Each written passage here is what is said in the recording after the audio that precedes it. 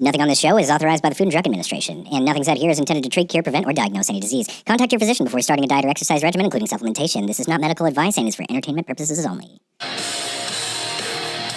Yes. It's a high-quality song. That's a hype song. Nobody's done Avenged Sevenfold yet. That's pretty cool. Maxx Chewning, ladies and gentlemen. Welcome back to the Suppworks podcast. Got our good buddy, new buddy, Maxx Chewning on the podcast. First of all, very grateful for you coming all the way up here, man. Absolutely. I know it's a drive. I know it's you're a busy person, so just. Are you originally from Texas? No, Virginia, actually. I was born and raised 29 years in Virginia. Okay. Yeah, started like Southern Virginia, moved more as far north Virginia as you can. Like where I worked in D.C. I lived on the edge of D.C. Oh, wow. And then, yeah, right when I was 29, moved to Texas. And that was started my 30s, got my dog. That was because of the whole fitness thing and all that? Yeah, so I moved. I guess I'd always planned to move to Texas towards like the end of kind of like as I moved more north because I started being more Texan, right? Well, yeah. Well, basically, I mean, like my buddies like Christian and Shawley and Joe and everyone, you know, Christian specifically at the time was we had started our friendship in like 2014. Christian Guzman, owner of Alpha Elite, Yep, 3D, Alpha Land. So I'd always been buddies with him, and then I started like really around like 2017. I started visiting Texas frequently, and it was a much different time back then because like people weren't as hectic and busy as they are now. No, so it'd be like all. In the middle of the day on a Wednesday, we'd be like, we want to go watch a movie. We'd just be hanging out. And like everyone was like kind of single at the time. So it was like no one had really like responsibilities or so. God, I miss those days. Yeah. No, I don't miss the days of being single, but. No, not the single days, the no responsibilities. Yeah. So basically the reason I'm saying that is like I would come for like 4 or 5 days and end up staying for like 2.5 weeks at a time because I didn't have any. I was like, I could just make my videos here or whatever because I'd recently quit my job. And then Christian hit me up like 2018 was like, hey, I'm getting a bigger warehouse. I don't need this extra space in this other warehouse I'm getting. Like, do you want to come and split the space with me? And I'm like, okay. I still had a year. What? Did you have candy company then? No. So I had, so I was part owner of a gym, but I went in with like 2 other buddies at this gym. It's called District Barbell in Northern Virginia. It's in Fairfax, Virginia. Because I needed a place to film my videos so I wouldn't get kicked out. I could control the music, the volume. I could, smack chalk in the air. And I had a clothing company at the time called Everford Apparel that I was able to like start, get the inventory out of my apartment and stuff. Right. And then my other 2 business partners, Peter and Brian, Peter also had a clothing brand, so he needed space. And then Brian was a personal trainer, needed space to train. So we split all the expenses. So yeah, we started this gym to do all that. And then with a year left on the lease, I moved to Texas and then just kept paying my share for the final year because I was like, I think the opportunity cost will be greater, and it turned out to be like the greatest decision I ever made. Yeah, for sure. Dude, that's awesome. So when does Sour Strips come about? Sour Strip? So I started the idea of Sour Strips in... Lovely name, by the way. There's a whole story, honestly, about like even just the name of it. And the LLC. I love it. Oh, yeah. No, I mean, it's very serendipitous about how it happened, but... So I've been like a candy fanatic my entire life, and like I think people underestimate what I mean by that. But just like think of anyone's like, oh, I like candy, but like magnify that or like multiply that by 1,000, and that's like been me my entire life. Like ever since I was 10, I just always remember just shoving candy in my mouth, just right? And like on sugar. Yeah, all the time. What are your favorites? Well, besides Sour Strips, obviously, I grew up eating. It was always just sour stuff. So it was a big like the Sour Punch straws. Obviously, all the gummy worms. I was eating like Fun Dip whenever I go to my brother's like baseball games, t-ball games and stuff, and just eating the powder. I've always loved the Warheads and Sour Patch Kids and really like all of it. I ate a lot of like sweet tarts as a kid. So just anything that was like sour, tart, tangy, and yeah, so it just kind of like made sense to kind of get into this. Is this like kind of like a weird artistic way of like your critique on all candy? Be like, no, I'm going to make like the perfect candy. Well, yeah, no, exactly. That's actually exactly what it is. So so basically the idea behind it was like, hey, like I've always told everyone that like whenever you're trying to start a business, you just look at the things you love, consume, buy, whatever it is, and then you say like, what are some things that I wish was different about it? Yeah. And then chances are there's a large audience that feels the same way that you do, that maybe they're just not going to be the ones that are going to go do that thing, right? Because of the risk or or no one thinks that they can. They just don't think they're capable. Yeah, they're like, oh, I wish it was like something simple, like even on like there's like Sour Punch straws for a long time. I used to buy them like from Sam's Club in like the bulk containers, right? And I would always love because they had like a little viewing window on there so you could see in there, because every now and then you'd get some that were kind of like sticky and kind of like wet and stuff, but you didn't want that. You wanted like the really, it sounds weird, like just the dry candy. Dusty stuff. Yeah, but you get what I'm saying? And like, but they changed their packaging to like stop having this viewing window. And So I was no like, window. I was going to ask you, why window? But I guess that's because I've always... You want to know if it's good. Yeah, exactly. I thought the idea of like being able to see what you can get, and if you'll notice that a lot of brands don't do a viewing window, and a lot of it can be Reese's. Well, a lot of it can be because like, which I've come to understand is maybe more products have like gelatin in them, but like a lot of them can they'll melt or something. They could melt, they could stick together. The formula could kind of like break down over time. Yeah. So Sometimes the color things can just melt. isn't appealing. Yeah, exactly. So I just was like, oh, I want to be able to see what I can get, and like no one's doing that. So honestly, like the viewing window is everything about the packaging, honestly, is a very specific and strategic thing. I mean, literally me and my roommate at the time sat down and just made these bags, like the first versions of them. Yeah. We found a guy on some website in the Philippines to make like little characters for us, and then it just kind of all was serendipitous that You came ended up together. trademarking those, right? Yeah. No, everything. IP on everything. Everything from our phrases, the logos, the names, the stylized font, and everything like that. So, yeah, I mean, everything was very strategic, and even like the color of the bag being like white, is like everyone does use like colors, Frosty, yeah. Yeah, so I wanted to do something that was kind of different. I honestly probably like Albanese is one of the few brands that probably does white. They make gummy bears and gummy worms. Do you prefer them over Haribo? I actually do think that.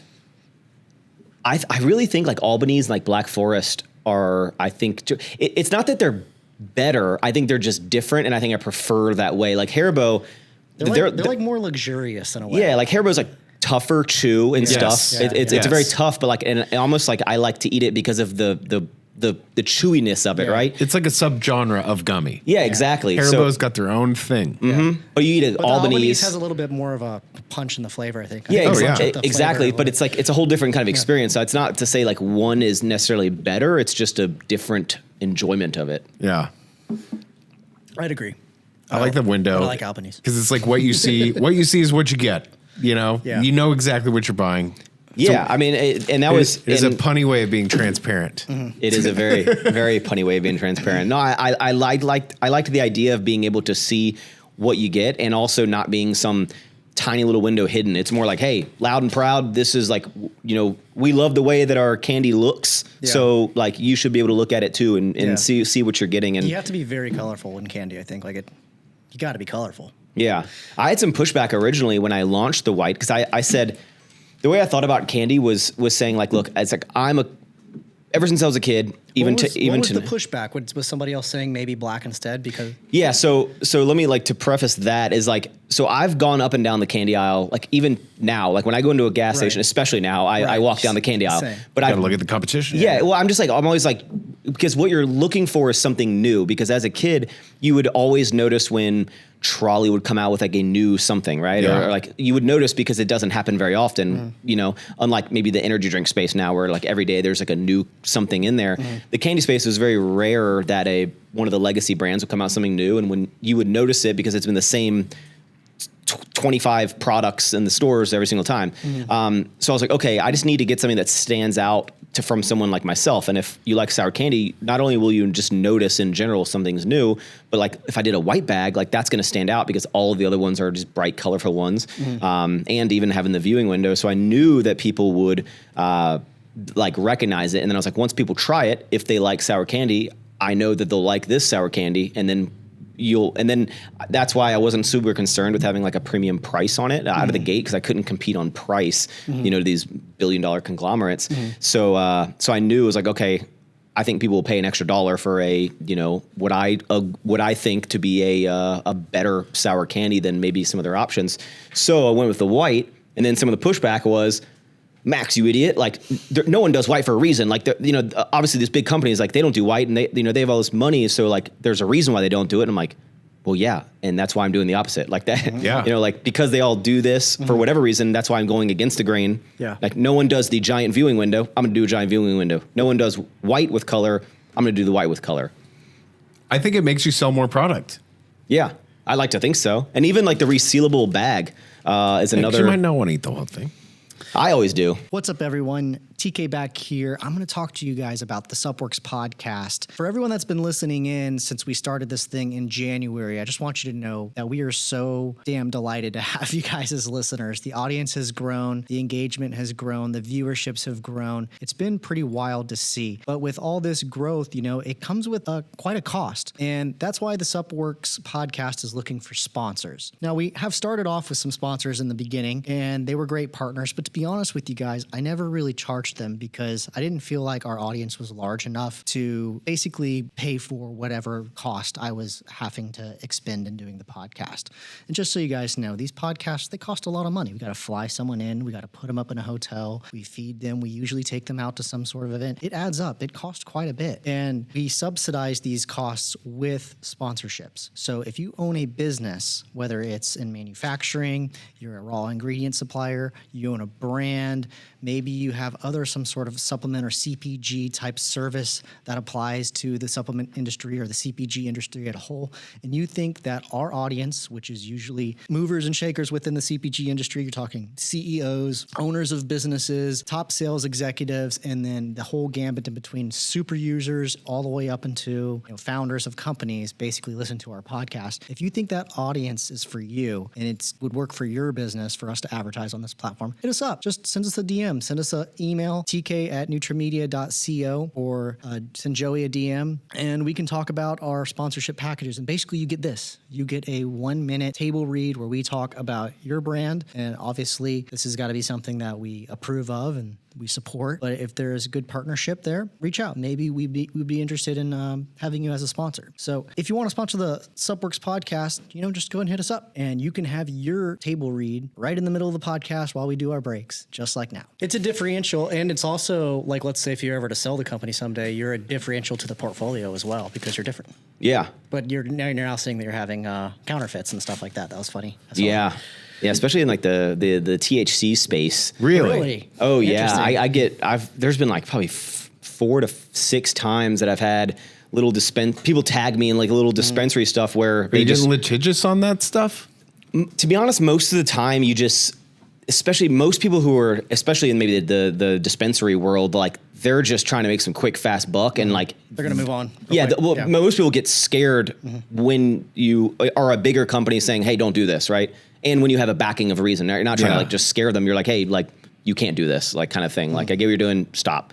9 times out of 10, that's generally gonna work. So I've only Scarecrow approach. Yeah. Yeah. Well, it's more like, hey, guy, like when you hit them from like, I'm the owner, and then they see the account, and even if they didn't know, when they see the account, got a bunch of followers, they're like, okay, this is legit. I have seen your cannabis knockoffs before in dispensaries, like major dispensaries. I started designing in the cannabis space. And yeah, that's like really prevalent. They're just trying to like move through stuff as quickly as possible. The problem with whatever infringement, trending in popular culture, they just want to jump to the problem next with thing. infringement is like it's sometimes not even worth, because these brands aren't going to even make it. Yeah. So it's almost like they're not going to make enough money to be juicy enough. Is it even worth your time? Yeah, you could have them pay. It's like, because I don't want to sue people. Like I don't want to. I just don't want people to do things that I think there's a big difference between coincidence and going, your product only exists because you're trying to make it appear like ours. Right. And there's a big difference. Right. And like people would be lying if they were like, I had no idea. Like I had no idea, Yeah. You have my freaking guys on your packaging. The whole argument is are you confusing the customer with like something that is, like copyrighted IP? I would say that they're clout surfing. Be like, well, you've had sour strips, but would you want it with THC? Like, we also don't want to confuse, your consumer. Yeah, exactly. And that's what a lot of people don't realize even about trademarks is that the whole justification of whether someone has a case for a trademark is really like, would the average consumer be confused? Yeah. Like it's not about the like legalities of like, well, technically I changed this. It's like, Yeah. yeah, but with the average person, if you go, hey, like this is the real brand, like, does this make you think of that brand? And they go, oh yeah, of course. Then it's like, oh, it confuses them. Yeah. That's not how they would ask it in court of law, but Yeah. Just like that. yeah, exactly. So where did the official name actually come from? So the name of the company is Actual Candy, and the reason I called it that was because I always like say this on my YouTube channel, and I would always say like, oh man, like I love candy, but why can't anyone make anything that's like actually sour or actually good, right? Like why can't they do it? So it was like that was like a play on what I always thought was just like, why can't anyone make anything that's like actually good? And then it was like Actual Candy. And then the sour strips thing, when I originally tried to create a like, which is ironic, but I originally tried to create like a bite-sized piece. That was like my first goal with. I've yet to try that, so we need to crack that open. Oh yeah, at some point. My original goal was to make bite-sized pieces, right? And then I kind of went down the rabbit hole of going through sampling processes with manufacturers and really just kept hitting like kind of roadblocks. And What's that like?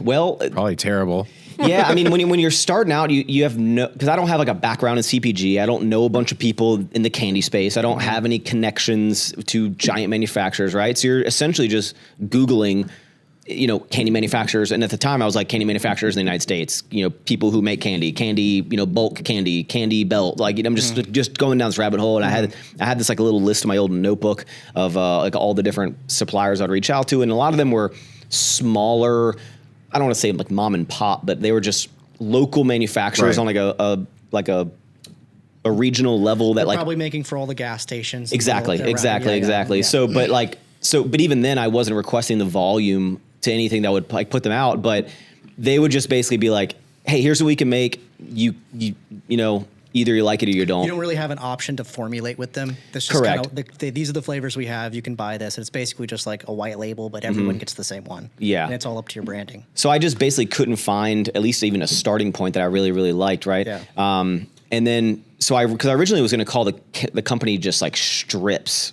right? I was just going to call it Strips, maybe with like a Z. And then I was going to have like sour, they were like sour strips, like Strips was going to be the name. Yeah. So I guess another question I would have is like, how do you pivot out of sour strips? You want to make a candy that's not sour or that's not a strip. Do anything under the actual umbrella at this point. Yeah, the idea was the actual candy was if I wanted to go out, but Actual gummy headphones. It's actually really good. yeah.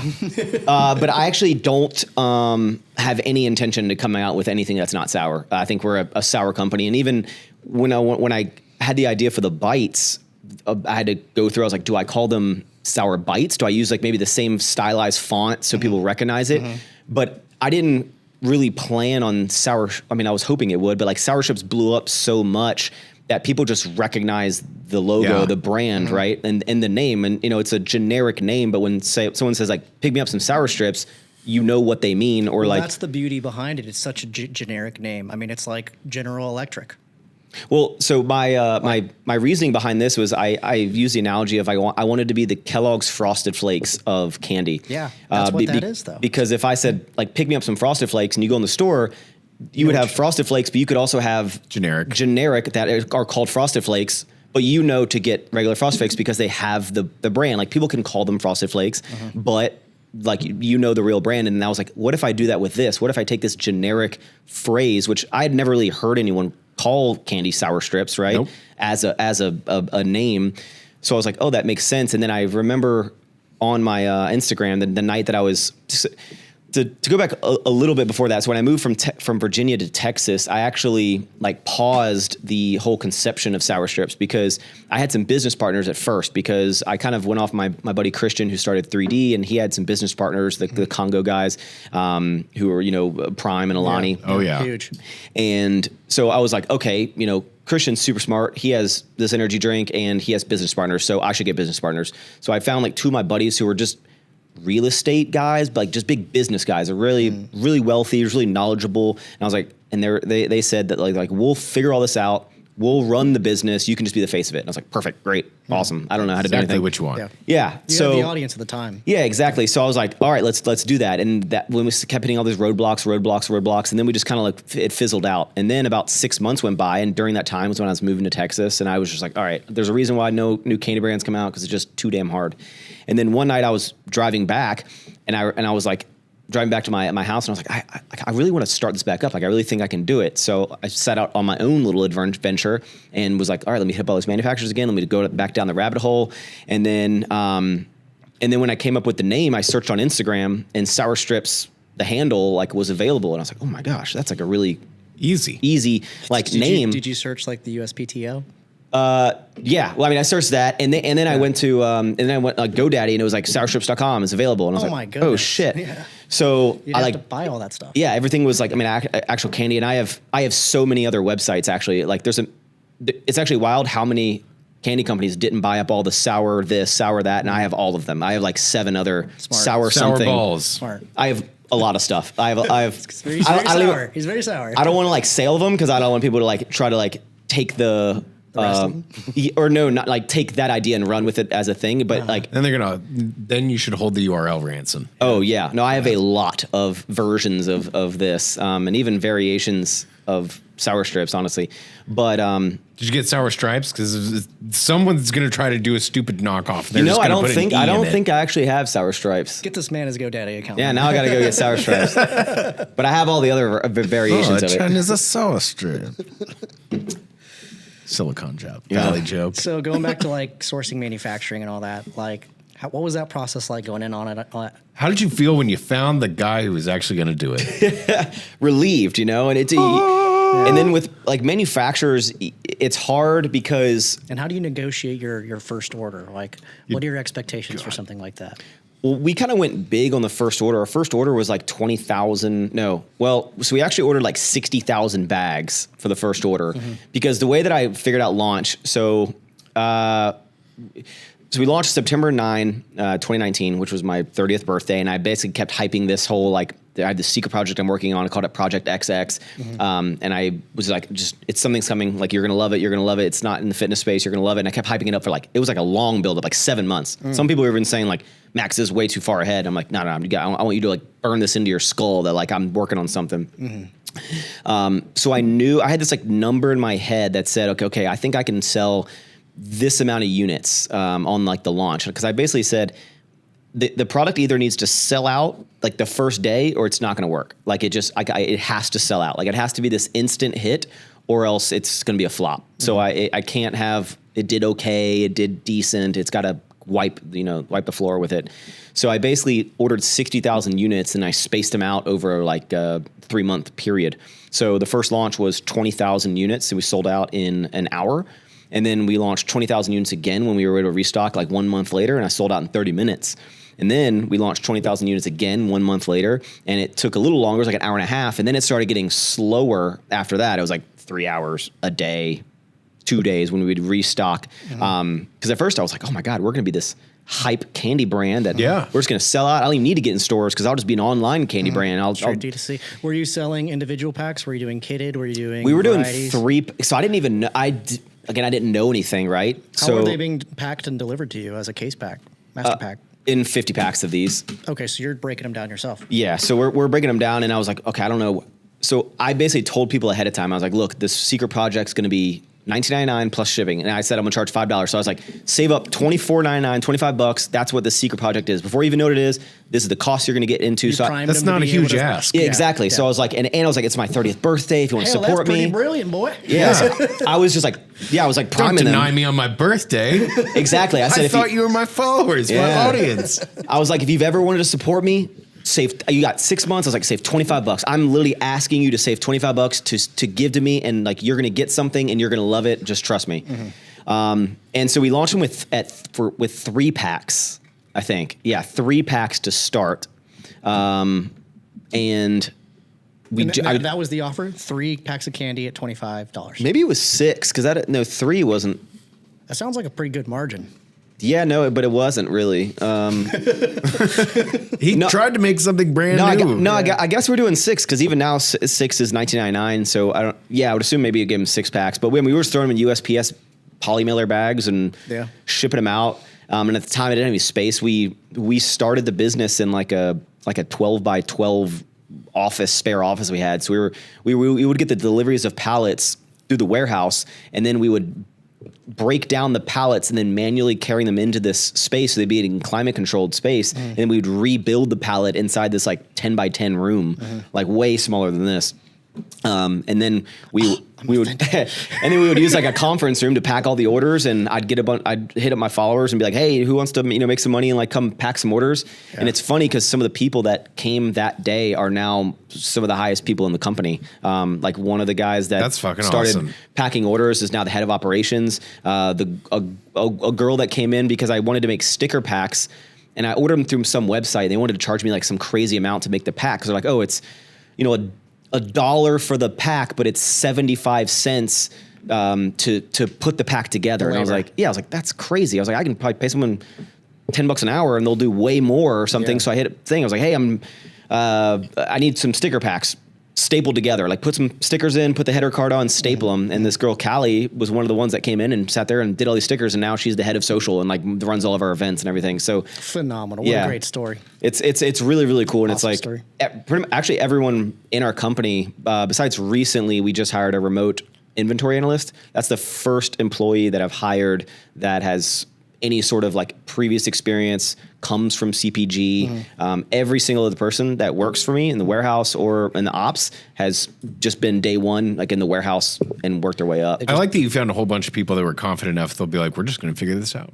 Oh, that's every day. And that's why we have a lot of errors, but we're learning a lot. Every brand does, dude. Yeah, and I try to be a lot more lenient because at the end of the day, we're literally just a bunch of people figuring shit out. I'm only like, hey, let's not have these repeated, right? Let's not have these mistakes again and again. And I'm fine. I'm not fine with it, but like I'm fine with, okay, this cost me some money. This cost the brand some money, but I'm like, let's learn from it. If we don't learn from it, that's when I'm gonna be angry. But like, just so there's a lot of leniency and room for error, and I kind of bake that into to the brand. But it's been really cool because when anyone comes to our warehouse, which is over 60,000 square feet now, and they see that our team, especially on the back end, not even just in the warehouse, which is where the bulk of employees are, there's only like 5 of us. Yeah, and because I'm perfect model.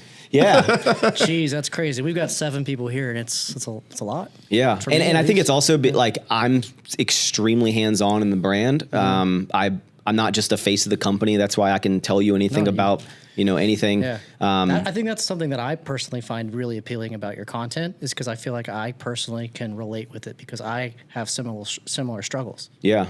And I know that other people who watch your content that may be entrepreneurs or aspiring entrepreneurs, like they're like, oh, it prepares them for going through that.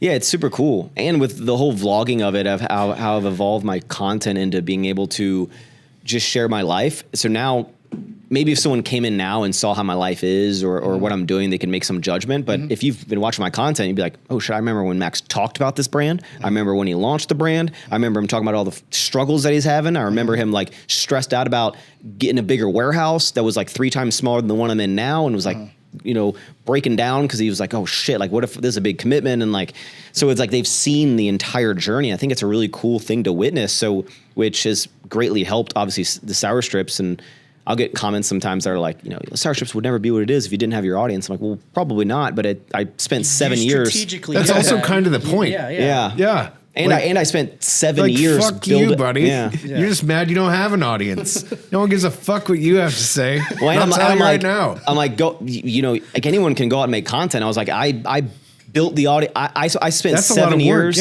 building this audience to have the ease to launch a brand. It wasn't like I popped off on social and 8 months later I launched a product. You didn't release a sex tape. Not yet. Some people do that and they get a huge audience overnight. I know. TBD. So most of your staff that's been with you from early days, and people come and go. I get that, but like, what's it like to kind of grow with them? Like, what are some wins that you've seen from your staff? Like, and what are some struggles you have from just being the boss? I think just being the boss is probably the biggest struggle, because when I started making it was like even so, I had this clothing company called Everforward Apparel, and then I recently shut that down to focus 100% on sour strips because it was becoming a distraction. It used to be like the biggest driver of like, revenue in my life, and then it now just became a distraction. So I just set it aside to go all in on this and just my social media. But it's like even like early on, like I didn't think about like employees. I was more like, I just need someone to help me pack some orders, right? I was like, can you help me do this, right? So, but then as I continue to grow and evolve, is like, oh, now I have to motivate these people and like give them a reason to like want to keep like working within the company. So I think just managing people and being a leader and being a boss and being a good one is the biggest thing that I struggle with, because I'm very much like, not like leave me alone, but just like, I don't need positive reinforcement. I just like, let me do my thing. I'll crush it. And then if we have a great victory, I don't need to be told congratulations. It's just like, all right, I'm on to the next thing. Right. So that's just how I work. But you learn different personality traits, how people, not everyone's built that way. Yeah. And a lot of people are motivated, are not motivated by the same things that motivate you. No, sometimes it's money. Sometimes it's recognition. Yeah. Sometimes they want to do something that they're passionate about. What I try to do is like, I try to give all of my employees, and hopefully now everyone's seen it, is it's hard to put everyone on, especially early on in a startup, like, hey, you're going to start at this entry level associate. And if you play your cards right and, in 4 years, here's the ladder, here's the exact like blueprint. It's like, we don't have that, right? I don't have departments that needed now we have like department heads for like retail and just wholesale, but like those roles didn't exist until they did, right? I didn't need you got to sell this shit by the end of the month. Yeah, it's like I didn't need a receiving manager for all the inbound shipments that were getting 7 containers a week, because back then it was like 1 container a month, right? So it's like I didn't need all these things. So I didn't have this like guideline of like, if you work really hard, you can level up at this level, this level, this level. But now people have stuck with me and put their trust in the brand, and they've enjoyed it. Is all the people they've leveled up, and then all the people in the I'd say the warehouse, because that's like the bulk of where the workers are. But they can see all the people around them that like started just like they did, that are now team leads and managers, and have their own office, and like they can see that it's possible. But it's almost like, hey guys, like the brand has to keep growing for these roles to exist. I can't like tell you what your role is going to be in a year, because I don't know what the company's going to be. Well, and I think like Oprah, just like throwing them out. Yeah, it has to deal with like those tenured people who've actually been there and have like eventually intuitively understood the needs of the business. Yes, and it's really easy to promote from within, because they're in touch with those needs, and they're able to like, oh, okay, well, this is coming up, and that needs to be done, and that's why they end up getting promoted to those positions, because they've been around long enough to see things fuck up, and they've been around long enough to see things go right, and to be able to tell that difference. And someone who just comes in within like 6 months wanting some sort of a promotion is not going to be as in touch as everybody who's been there. Yeah, I mean, like I said, everyone has been there since day one. We have extremely low turnover. I mean, I had like one of my videographers leave to go do freelance, and that's like been the only one. But all the people that are in a warehouse have been there for years. Like we don't have a big turnover, and I want to show people that there is stability. This is like something you can build a career around. You're on a pretty good mission too, and that's something you can get considerable buy-in from. Yeah. And like people can see the growth pattern that we've had, and where the trajectory that we can still go. And I also try to, because I've worked in the corporate world, I worked there for 3 years while I was like starting my social media. So I worked in the cubicles. I had bosses for years out of college. So like I know exactly the things that I like want and don't want for the culture of my company. Like, I want people when they come to work, as I want it to be like, you can work anywhere, but like, I hope that when you come to work at Sour Strips, you have like, it's the coolest place to work. You have the best time. There's still shit we got to get done, but you wouldn't want to be anywhere else. Like, so that's what I'm trying to create. I'm trying to, whether it be the way that you interact with me, the vibe of the office, the cool things that we do, the leniencies. And unfortunately, the bigger you get, the more kind of structure you have to start implementing, which a lot of the team that has been with me since day one, that maybe we didn't have all the structures, they get impacted a little bit when we're like, okay, hey, we can't be fucking around like this like we used to. We just kind of comes to the territory. But start taking shots I think it's also a generational kind of thing. I think that what we're witnessing is the come up of millennial corporate America. Yeah. Which is very different from anything that's existed before. And working with boomers and stuff, like there's a lot of cases where that's just not an option. Where like the way that they're used to doing business and them trying to work with us will be like, I don't want to fucking work with you. There's a cultural difference, definitely like an office cultural too. I've said a bunch of times that I hope for as long as possible that I don't hire I don't want a bunch of people in suits, like older people in suits coming in and like running the business. So if as long as I can, that makes sense, then I'm going to try my best to keep the culture and the vibes alive without having to bring in a bunch of experience. That's why I really give the opportunity to my employees. I'm like, hey, if you just show effort and I want you to evolve into running X, Y, and Z. Like I'd rather internally level everyone up than hire a bunch of people that come from 30 years of experience in the CPG world. Like I'd prefer it. It's not I'd rather the same. Like what you were doing is the new way. All right. There was something I wanted to talk about because I was on a panel with Dan last year at Supply Side. Okay.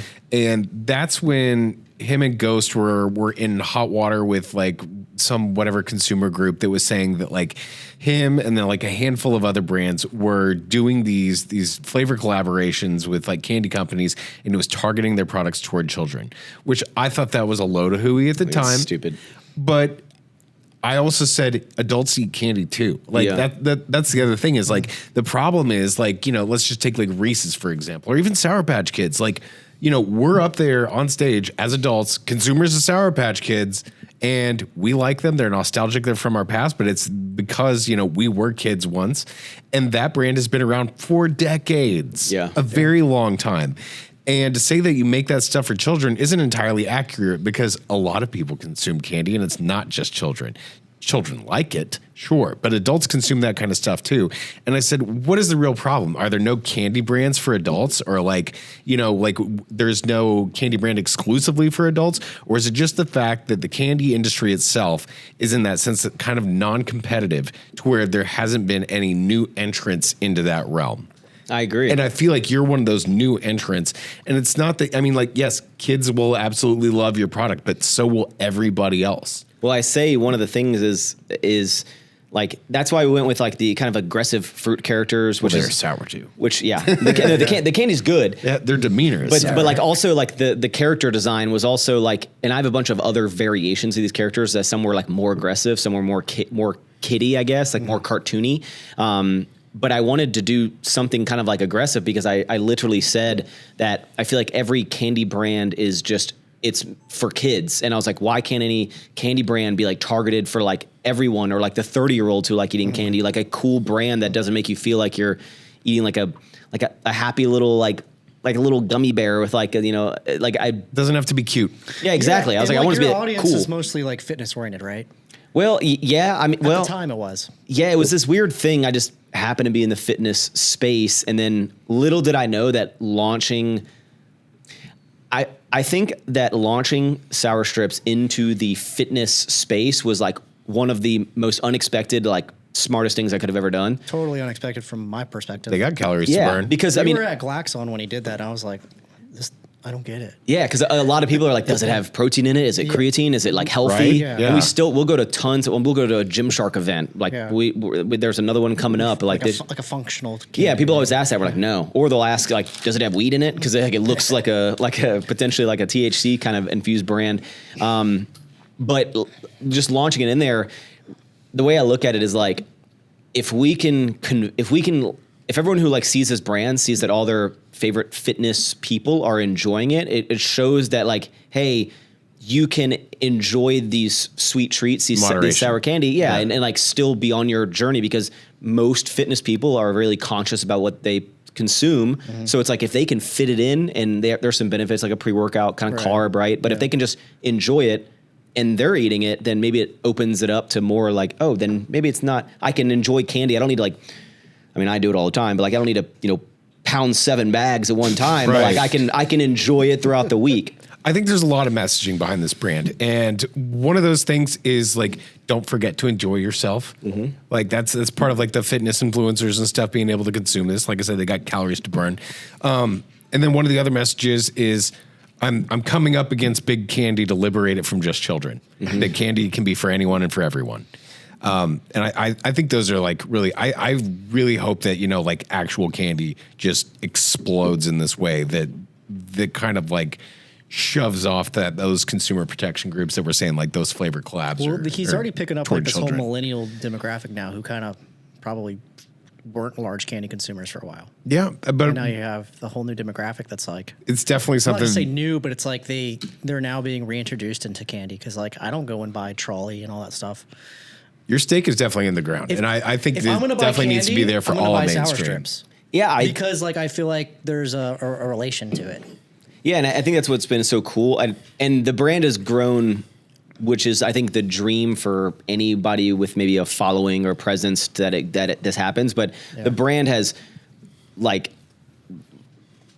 has dwarfed me, like, in terms of its popularity. Like, you know, I don't have this exact data, but I would say 70% of people that are consuming sour Probably strips have no now, clue who you are. no idea. And that was a very strategic thing that I did early on was, and I was never the largest influencer. Little did I know that launching sour strips, I was at the peak of my popularity, honestly. So, I mean, my YouTube was at an all-time high in views. I was just, I mean, my Instagram stories, everything was like the peak. I didn't know it at the time that, you know. Maybe subconsciously you did, and that's why you did that. No, I did. It makes I wish. total sense strategically, like to have a brand, like to gain all Launch this. it at your peak. Yes, it makes so much sense. But I was like one of the early. I'm not the first, but I was one of the early adopters of launching a CPG product. Like now, Everyone a lot of does people it. do it, Yeah. and like so again, not knowingly, was like, oh, this is what the future is going to be. Everyone's going to come out with products. So I kind of got in early, and one of the early strategic things I did was,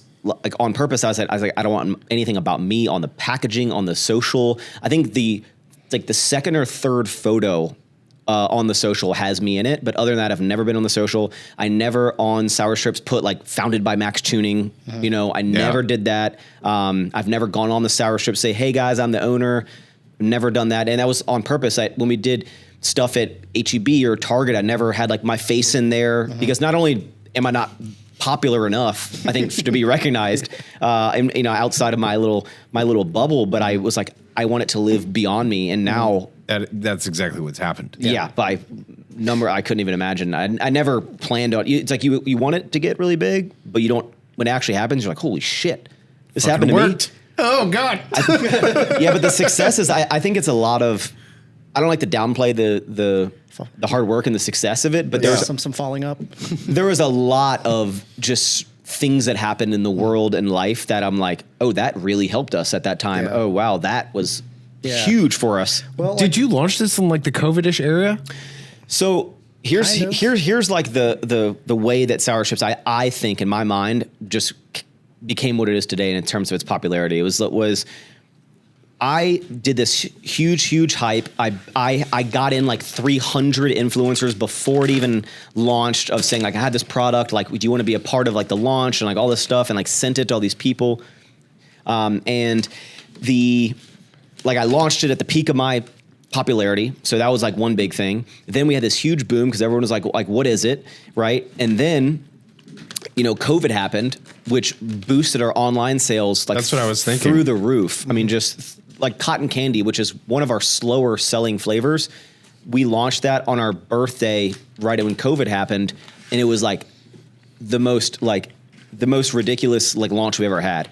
And then when COVID started going back down, right, we had so much brand awareness and popularity online. That's when all the buyers started reaching out to Yeah. us, and we started going into retail stores. So I was going to ask you about like your sales strategy.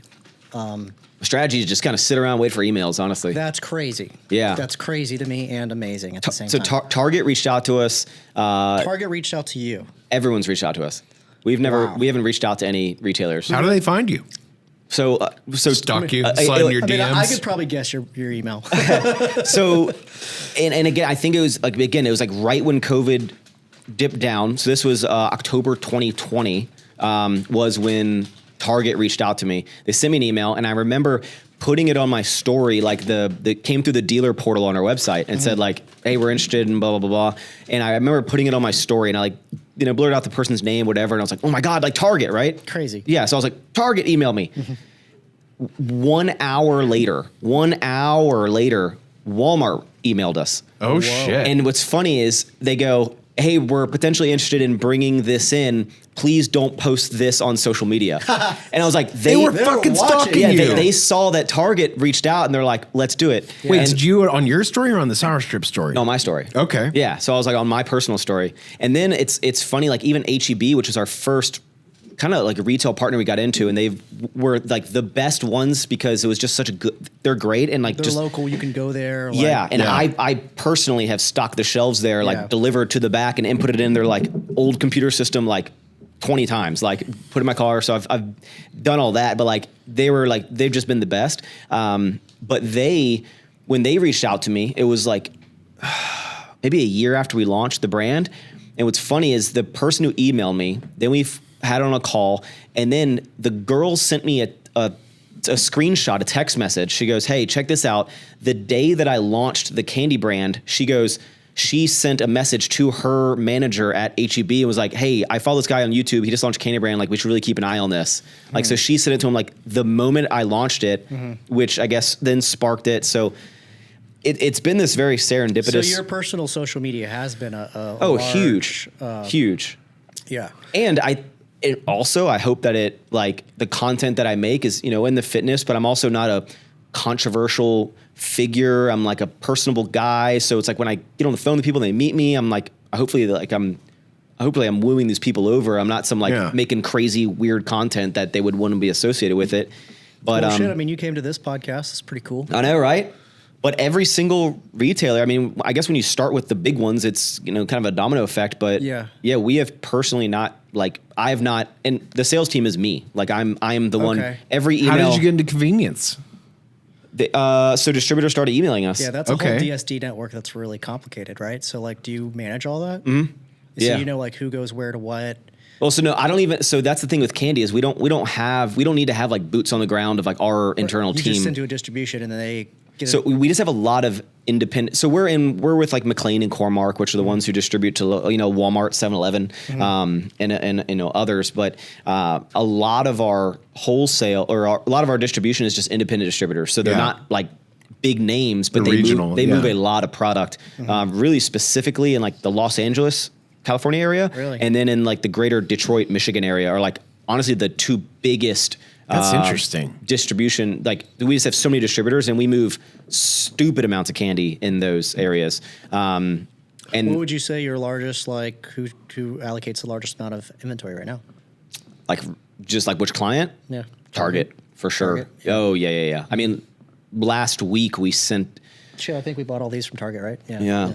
So Target Target orders about 200,000 bags a week. Whoa. They're ordering that. Damn. Yeah, like yesterday How we many just, come in a Is container? that stressful trying to like keep that? No, keep well, so that in stock? like literally yesterday we shipped out like 450,000 bags to Target. When the bites launched, just like they ordered 260,000 bites, just the bites. Are they buying by case, by pallet, or by individual SKU? So they'll buy by like our master. They Master buy by casing? pallets, but I so mean, you have like GS1 numbers for all your master casing and all. and I had to learn how to even get barcodes. I was Yeah. like, what the hell's a Well, I saw barcode? on your story the other day. You said you're making documents. You're basically making like sales sheets for different types of retailers. Well, yeah, it's like basically whether it could be a random John who owns a supplement store or something, right? Like he emails Sour Strips, that email comes to me. Like I'm the one who sees So you do all the sales. all of it. So basically, You're a fucking hustler, man. You're a damn machine. yeah, dude. but see, like when people like say that, but it's really not that much. Like it's really. He's also a Virgo, so But yeah, basically how it works is like emails all funnel into the info at Sour Strips email is, Right, right. is me. Right. Like no one has access to that. It was like a Shopify or Yeah. Okay. So it goes to the portal. Basically, anyone who's a store, retailer, whatever, it'll come to that portal, and then I basically vet it out. And like, yeah, I could teach someone to be like, here's what I just ignore, here's what I say no to, and but at the moment, it's not overwhelming, and I also enjoy doing it, and it keeps me have a pulse on like where we're going Yeah. into next, and I like negotiate and discuss on like the high level, and once I'm like, okay, we're good, here's the documents of everything, then I loop in kind of my right hand on the sales, which would be Mona, and she's the one who like creates the invoices and gets the payment stuff from them. So then she'll come in on phase 2, and then when she's done all the invoicing and everything, and the person's paid, just and then it's keep like it then back. it sends it to Nick, who head of operations, Oh, okay. like here's the order, like, and she puts it in the system and it goes through. But Yeah, all this, every sales meeting, every negotiation, every retailer has been like me specifically. Were you like sweating balls first time you get on a call with Target? You know, like how does that go? I was really excited. Heartbeat just like no, I think the biggest thing was when we got into HEB, they Did were you like, know it was going to change your life? no, I had no idea Sour Strips was going to be what it is today. Yeah. I remember when HEB contacted us, which I was over the moon about because I was like newly a Texas resident. I was like, oh, HEB. I didn't realize how big of a deal HEB was. Oh, it's a big deal. Massive. Yeah. I was just like, oh, they're a local, we have. In supplements, they're they outsell Kroger.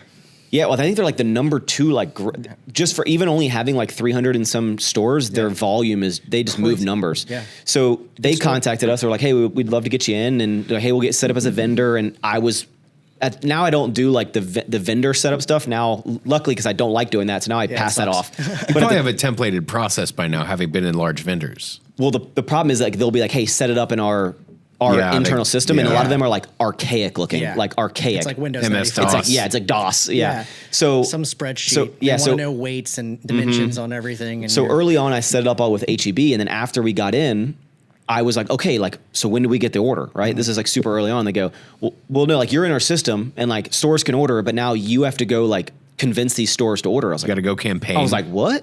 I was like, oh shit. All right. So what's really cool, and you could find this YouTube video, and it's a full circle video. It's really cool what happens from the beginning to the end. But in the video, I'm like, okay, hey guys, like we're able to get in HEB. I'm going to show you the process. Like apparently I have to go like pitch this product to stores. So in this video, I go to 5 different HEBs around me. I drive, and I'm flying the drone and making all this shit. And I walk in with like a box of Sour Strips. I printed out this little sales deck. I laminated it, and I go in. I'm like, hey, can I like talk to the manager? Went and talked to each manager. I was like, hey, we're already in your system. You can order right now. If you're interested in this, they tried it, they liked it. And what's funny is and they're like, how do I contact you? And I was like, oh fuck, I didn't put any of my contact information on there. I didn't have a card. I was like, do you have a pen?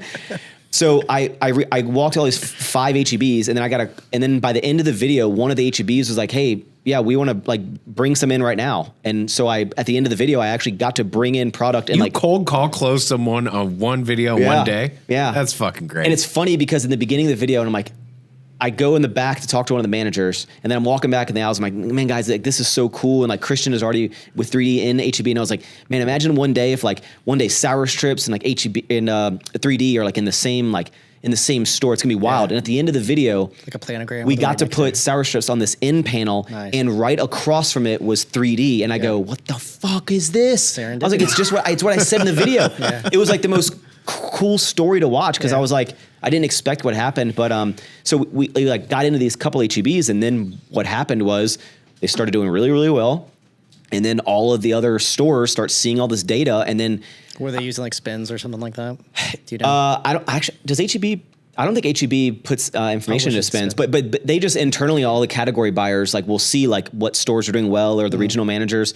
So for a period of time, like a month and a half, we would get like 2 to 3 HEB emails a day of like, hey, I'm the manager of this store. I'm the manager of this store. We want your Sour Strips. I'm the manager of this store. So those first 5 spread out. Oh, like wildfire. Within a month, I was driving all over Houston to like meet the managers, deliver the product myself, shake the hands. Like I was stocking the store.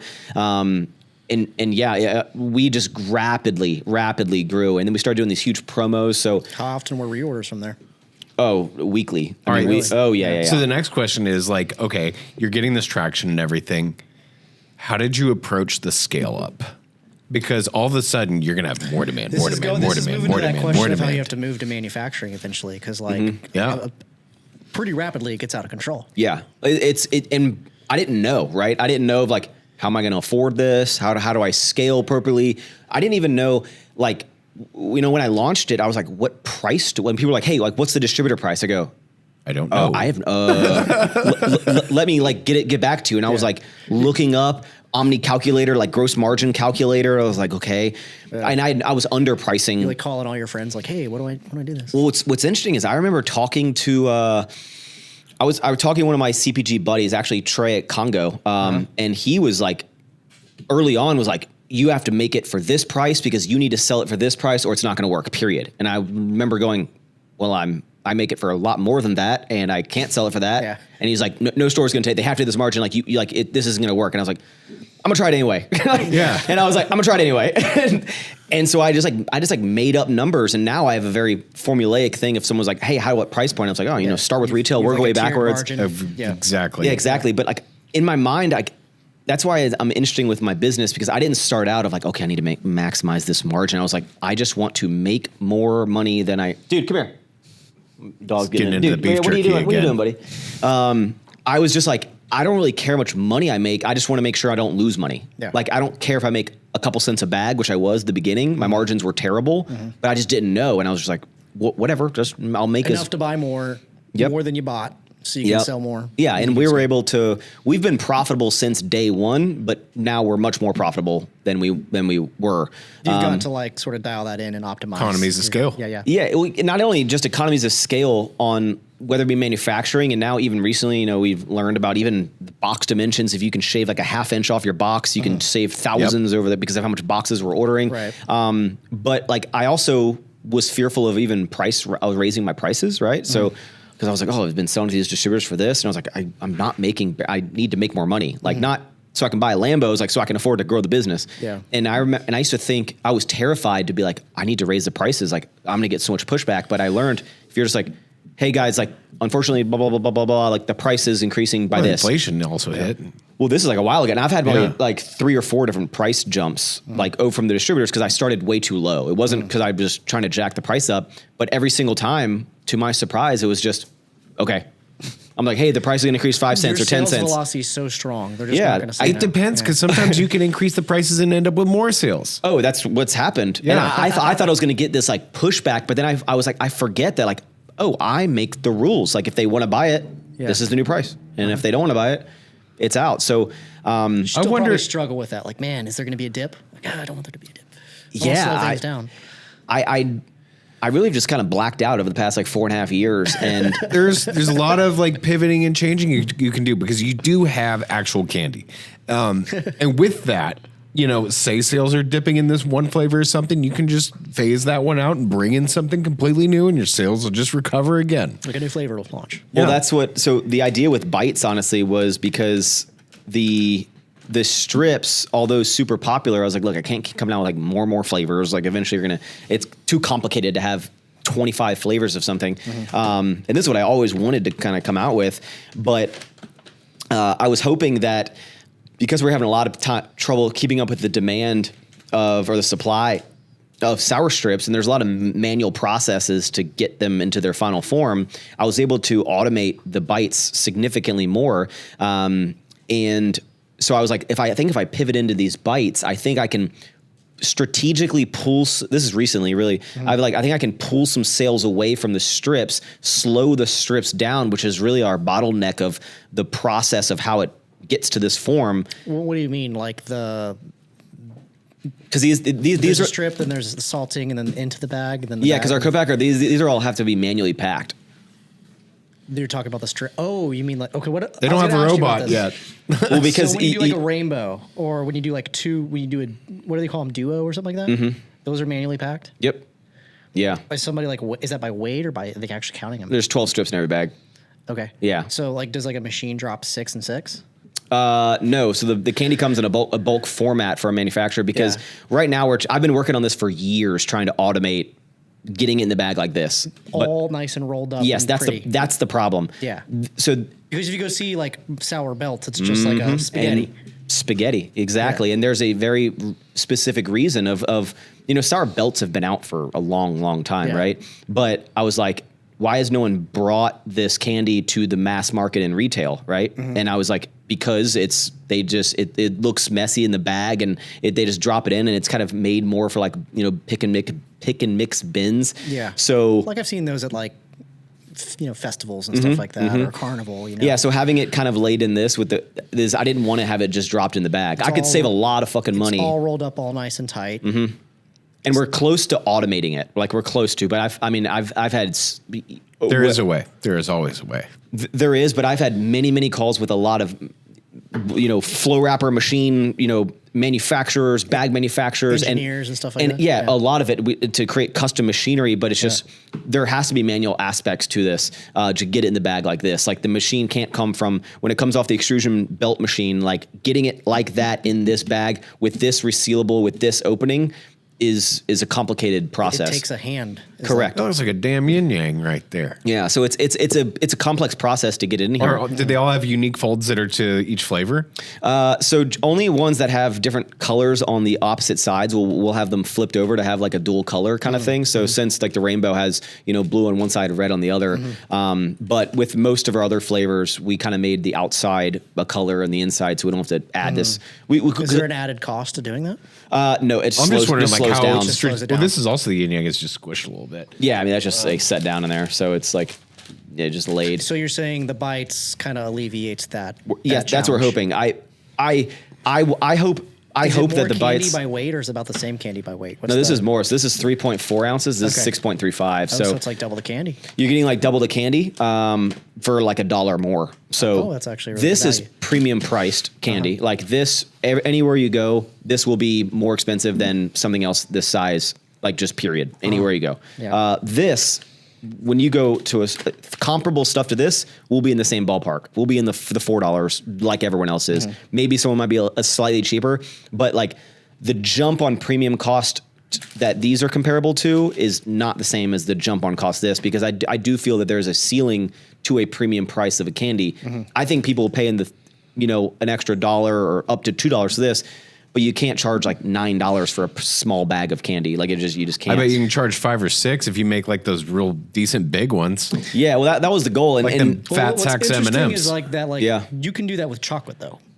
Like chocolate can go high. Chocolate's a little bit different anyway. That's a whole different beast. Why? We're coming out with a smaller. By the end of the year, I'm hoping to have. I call them pillow packs, but like we're hoping to have like 3-ounce bags. They won't be resealable, but they'll be like lay down bags that we're able to have smaller packs. Single serve. Yeah, it'd be like a serving and a half or 2. It'd be like 30. Well, this has like 60 pieces in it. The other one would have around 30, but 3 ounce. So it's like a little less than half of this size, but it'll be like we able to have them in 12 packs for checkout lanes or cash wrap. Yeah, or like in the gas stations, Front like of store kind of stuff. Yeah. yeah, exactly. Just like different options. And then obviously we could do bigger bags or whatever, or even like little sampler bags where it has like 5 or 5 or 10 bites So in what's there. the R&D process of coming like from the difference from this to that? Obviously, you've mentioned the packing, but like what about the actual formulating of the thicker, shorter? Yeah, so the goal with the bites were to be like, okay, let's take the same flavor formula profile that are on the belts and let's apply them to there. But these ones, like when I launched them, I was honestly kind of a little bothered by my audience because I kept hyping this up as like this new candy, right? And I had a handful of people that were like, oh, it's just the strips chopped up. I'm like, no, it's not. It's not just a strip. It's not just like them chopped faster Even on the if guillotine. it was, it's still legit. There's plenty of brands out there that'll do a bites version. know. I'll agree just from trying to, it's a completely different experience, but optically that's a hard story to tell. Yeah, it's a thicker piece. So it's made on the same machine as this, but whereas like these strips, you could, especially with rainbow, so the rainbow is actually 4 different flavors on each. Oh, so there's 1 on each strip. So you could peel, all the blue off of this and make a blue raspberry strip out of it, right?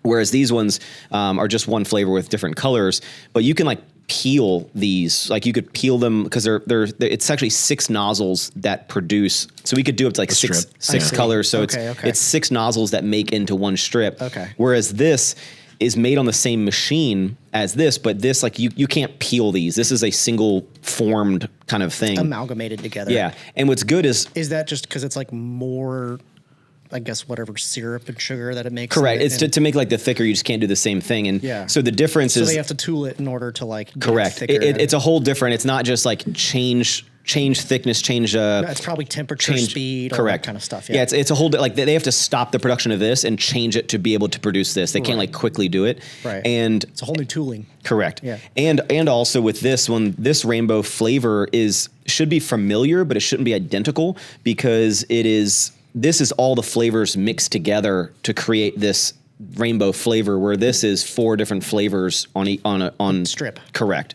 Okay. Yeah, so it's like same but different, and that's why with this I didn't go with a whole different brand, and even the characters, because I thought about it, I was like, how do I make like a different, because like the characters are already so well known, and I want people to be familiar with it, So that's why I was like, okay, let's just make, because the rainbow character actually started out like this longer guy, like an actual strip. He was like twice as long, kind of like wrapped like a little snake, and I hated it. I just hated the way it he's looked. always kind of been a little bite. Well, no, so one version of him like this, but the very early ones had like, he was like a long strip, and I very quickly on was like, I just hated the way he looked, and I was like, hey, can we redesign this? Looks And like a snake. he always, became this like smaller guy.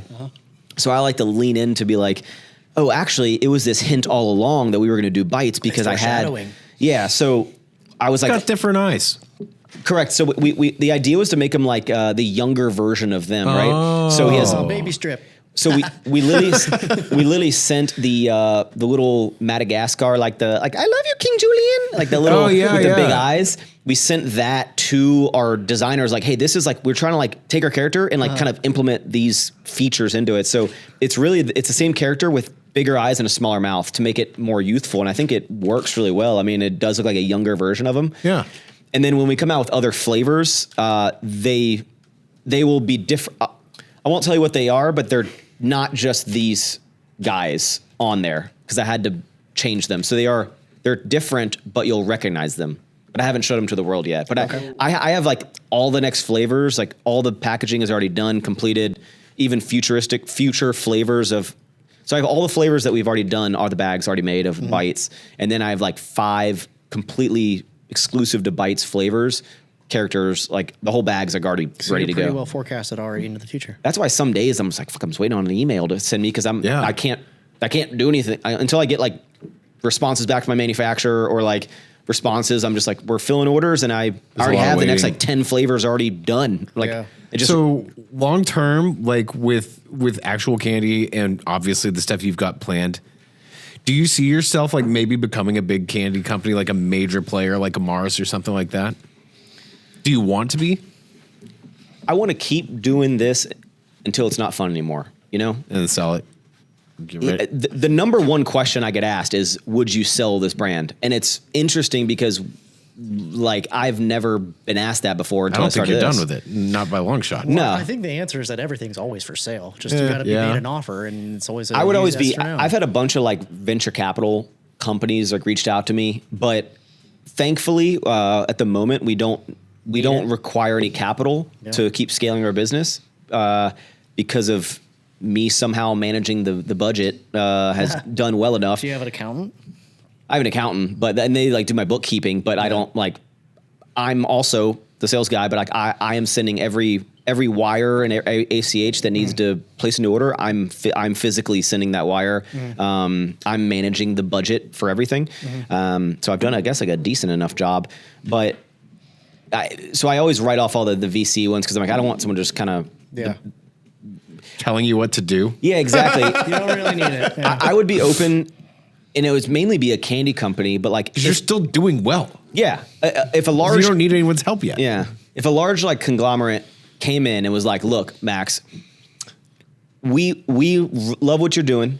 We want to give you unlimited resources, money, distribution, and we want to like we see where you want to take this brand because I want it everywhere. I want it like in the gas station that's 30 miles to the next gas station that has Snickers bars. Like I want sour strips in there as well. Yeah." So I want it to be everywhere. And like, I know we're going to get there, but if someone could come along and be like, hey, we can plug you into our distribution pipeline and get you in all the stores immediately. Like Ghost Energy. Yeah, we can, improve whether it be I don't even know about manufacturing capability because our current one's great, but like we can lower the cost of everything. We can do all that. And you have unlimited money. You just come up with cool shit all day. Like you come up with the ideas and the cool shit. I'd be like, let's go. I would sell a large portion of the company for that.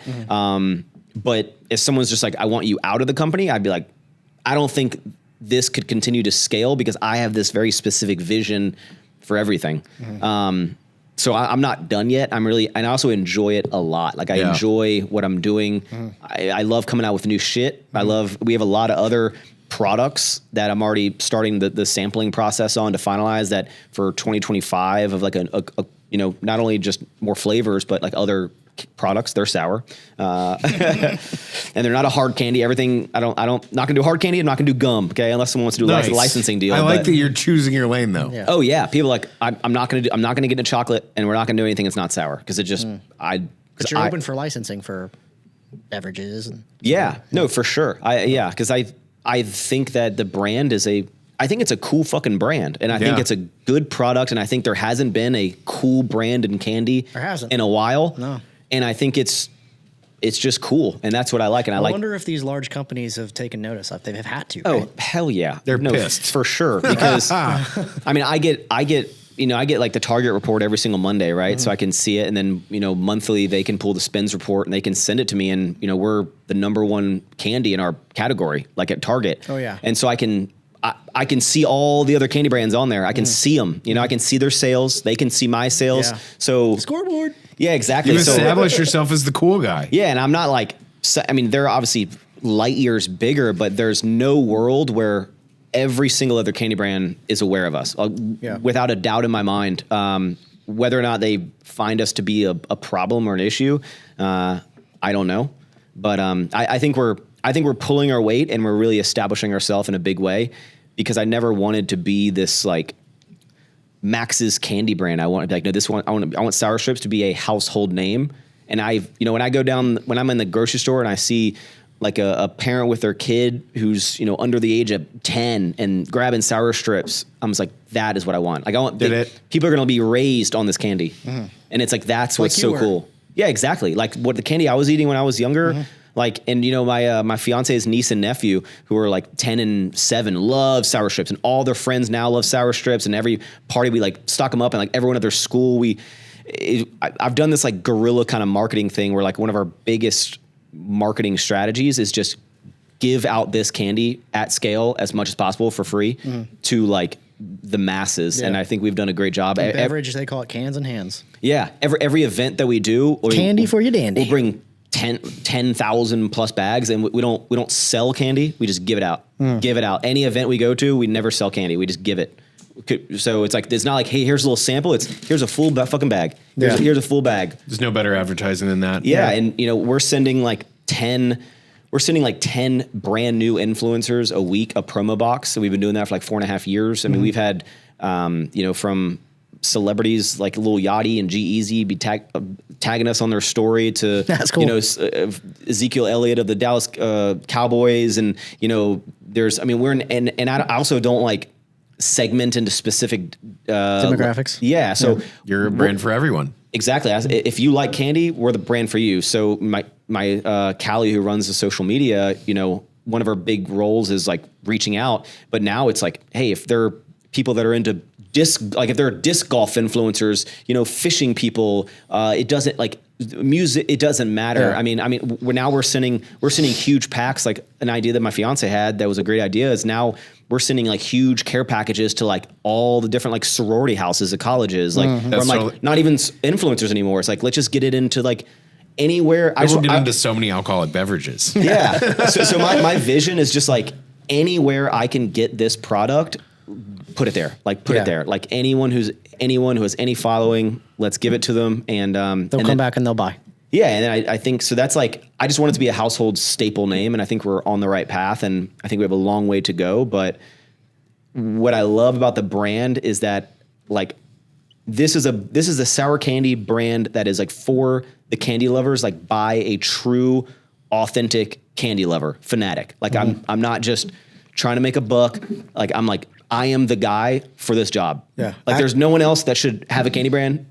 That if anyone should build a candy brand that is like really into this shit, it's me. You're to perfect it's like sour candy. Actual Willy Wonka. Yeah, I'm just like, I mean, it's Willy. You could get my mom on a podcast, and you could like ask her, be like, what did Max eat a lot as a kid? She'd be like, oh, sour candy. I mean, I could show you the photo of when I got sent off to college, and I had this photo. Go to my Facebook, go to my albums, go to the last one, and there's this giant photo. My mom got me a whole bunch of stuff when I moved out to go down to college, and in that photo is a 24 pack of sour straws because like she like knows that I love them, and like so it's like I'm the guy for this. So and I'm like loud and proud about it, and I'm like very confident in it as well because I'm like. No, like it's like meant to be. That's fucking awesome. Yeah, I love it. All right, let's take a break and we'll be right back after this pee break. We are, I've just actually aggressively talked to my team that we implemented NetSuite like a couple months ago. Yeah. It fully got implemented, but we haven't fully switched over. And I'm more like, all right, guys, we paid a lot of fucking money to get this. Because I was like, we got to rip the Band-Aid off, like get out of these Google Sheets. So I think they had like a 2.5 hour meeting today starting the process. We're doing that right now. It's a tough transition. Yeah, we're implementing NetSuite like in real time. Well, yours is a lot more complicated than mine. Well, it's our whole company's run on Google Sheets and just internal shit that we know. I gotta say it's impressive how far Google Sheets can get you. Yeah, that's true. Well, when I hired this inventory analyst, they came in and it's just chaos, right? Because there'll be sheets Where that do like I find this? Yeah, and then there'll be sheets that are like some random part of the sheet. I started like a whole nother thing that is just relevant to me, but I'm just like, oh, and they'll be like, what is this? I'm like, oh, don't worry about that. And they're like, why is it on there? I'm like, well, it's just because it's just where I put it. Yeah. And it made me really like work on the structure of the company because for everything she would ask me and be very specific questions, if my answer was like, I don't know why we do it this way, or just like, oh, that's just how we've always done it. Every time I say that, I'm like, okay, now there needs to be a reason why we're doing things. Implement a procedure now. Yeah. So because I never had anyone come in and go like, to look at everything we're doing. Start whipping yourself silently. I see you smashed your brain on this spreadsheet. Like, what are these numbers? Yeah. Well, because like she'll come in and it should be like, so how do you like track the inventory of like your online sales? I was like, oh, like we don't. She's like, what do you mean? I was like, yeah, I just put like just really big numbers on the inventory because like it'll never move the needle enough to really fuck with our inventory. Yeah. And she's like, well, you probably should. I was like, yeah, but I know, but like it doesn't matter. Like I buy a lot. I sell a lot. That's a drop in a big bucket. Yeah, and I'm like, and if like I need to go in and grab like 10 cases to take to an event, I don't like deduct it out of inventory because I'm just like I just take it. Like it's I mean, there's so many of them. The volume's so high. Yeah. It's crazy. It's only when we have these like giant events, but like you couldn't do that for like Everforward if you had like a $40 shirt or something like that, right? Yeah, no. Well, then messes. Or we just have so. I mean, we'll have when I launched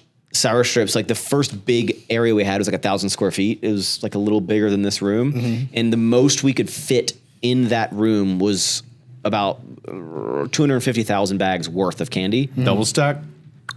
Oh no, our room was like 9 feet tall, so like we couldn't even double. Couldn't it wasn't even a warehouse. It was like a room in the back of a warehouse that was just climate controlled. So it was just like we couldn't stack anything. It was just one pallet. I could have like 250,000 units in there, and now we have 250,000 units of mango, which is like our lowest selling flavor. To give you an idea of like the expansion, I mean, we'll have just millions of units now on hand, which is just Everyone wild. have candy. We're going to do a little segment called we Rapid recording? Fire Questions. We've been recording. Oh, we are? All right, cool. And we're back since we've already been back, but whatever. We're going to do a quick segment where we just rapid fire questions from our Instagram audience. It's small. We started this podcast like 4 months ago or something like that. January. Yeah. So we're growing, but we've got about 20 or so questions. Cool. So we'll just rapid fire them. So if I'm not mistaken, you mentioned that your products are made in Spain. Why Spain? Because that's where the manufacturer is. You know, that's the really, really short answer. It's always interesting. Did you like seek out this one? No, it's just that's one of I've learned with extruded belt. With extruded belt candy, a lot of first of all, a lot of candy manufacturers are not in the United States. I really only like Albanese trolleys made in the United States. I want to say, I forget the parent company that owns like Airheads. I want to say those are made in the United States, but I mean, it's mostly like Turkey, Mexico, Holland, Netherlands, Germany. It's like all these locations because that's where the big manufacturers are. So to find a manufacturer that can handle the volume you want and has the history of creating this Expertise. product, most manufacturers in the United States are really heavily focusing on gummies and switching over their lines to be gummies. Like gummy bear lines, kind of a gelatin, because they want to do supplements because the Gummy creatine and stuff like that. because melatonin gummies, like all this shit, because the margins are stupid. So they're like, oh, we let's get out these other lines and just focus on that. So I'm fine with it being in America. I don't like people think I went to it this big reason. I'm like, they just don't exist. Like there isn't that type of manufacturer here. Would you ever consider starting your own manufacturing? No. Good call. Absolutely not. It's a pain. I bet so like the shipping transit's probably a little complicated though. Yeah, it's like, but it's manageable. And what's great is the manufacturer within the next 2 years it should be operational. They're opening an even larger plan. Their current plan's massive in Mexico, which will be lovely for us in Texas. There you go. All right, next question. Why are you not starting your own line of energy supplements? Last two collabs sell out. My own personal line, or like Sour Strips having like a dedicated line with Ghost? I guess. I don't know. For me personally, I have no bandwidth to add any more other business ideas. Yeah. And I love Ghost so much and the history we have together. There might be some more stuff coming with Ghost and Sour Strips. You just got to keep your eyes peeled. I think it's a match made in heaven. Yeah. You guys have And both I'll grown also- together in such yeah. a beautiful, And serendipitous getting way.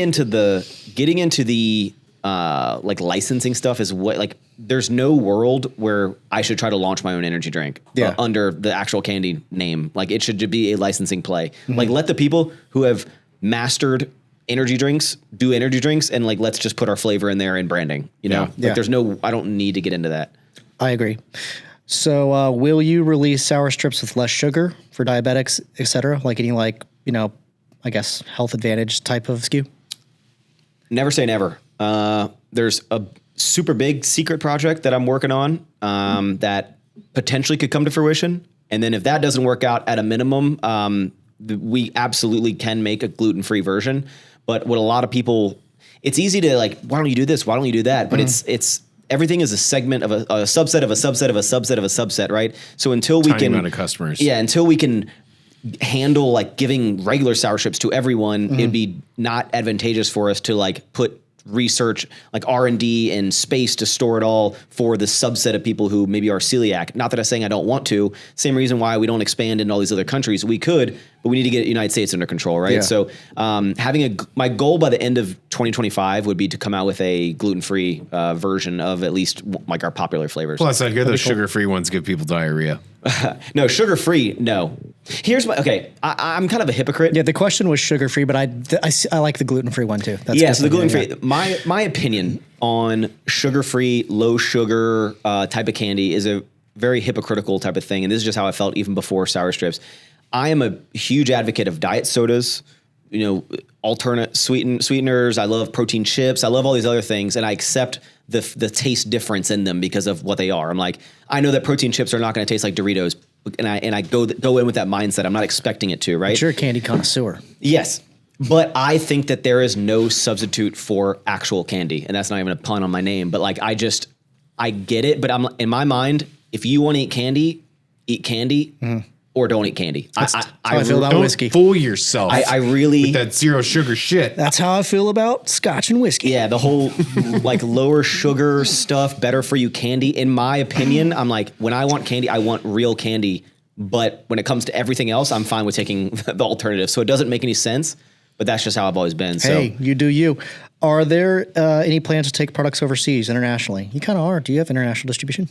Yeah, we have a handful. I mean, I get tagged in like Qatar and like Dubai, and we're in the Cayman Islands, and we're all these places just independent distributors. But on we're about to kind of expand the bites into Australia. But again, it comes back to like all the opportunities are there. I get emails of we want to expand into Kuwait and like all these. Like the Maldives, like everywhere. I've gotten messages or like I'm a distributor here, I'll take it.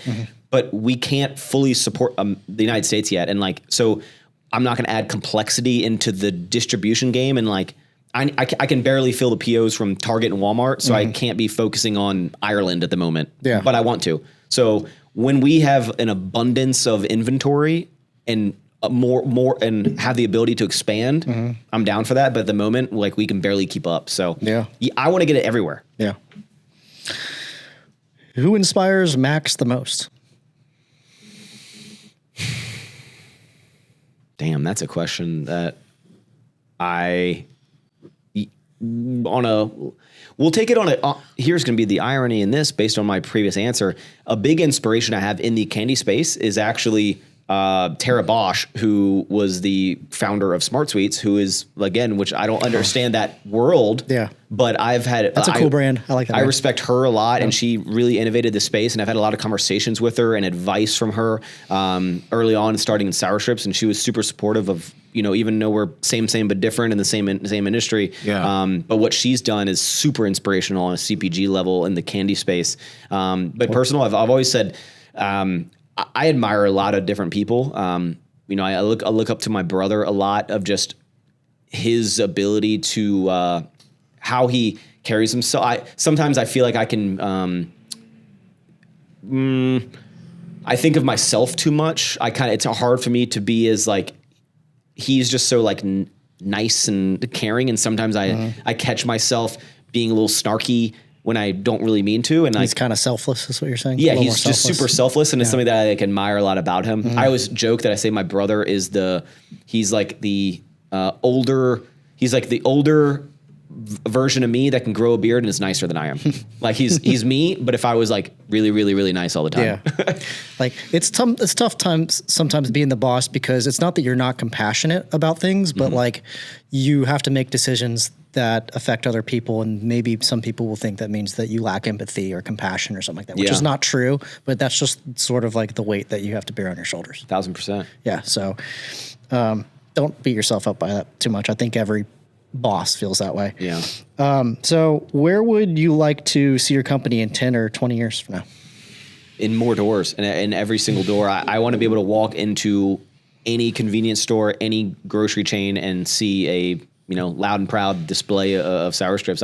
Wherever people want to purchase the candy, I want to be there. World domination. Yeah, I think I have so many like big visions for it, and I think we should be in all the movie theaters. We should be in all these places. Yeah. And I think we'll get there. That'd be really cool. That's when you know you made it. I just like sour strips is just this thing that like from a kid to what I'm at now, I'm like living the dream of what like I've loved my entire life. Right. So being able to build a brand that then can like supply like that the same enjoyment I got when I was like 10, 11, 12 years old, like I can give that from a brand of someone who's loved it his entire life to like someone that age of being like, hey. I think it's not so much like being in every retail door, but when you're at the concession stand at the Little League baseball fields, then you'll have made it. There's just like some romance of this type of storytelling of like from like this is what I did when I was a kid, Like there's gonna be a movie about Maxx. Like there's a movie about that dude at like the McDonald's, but he's kind of an asshole.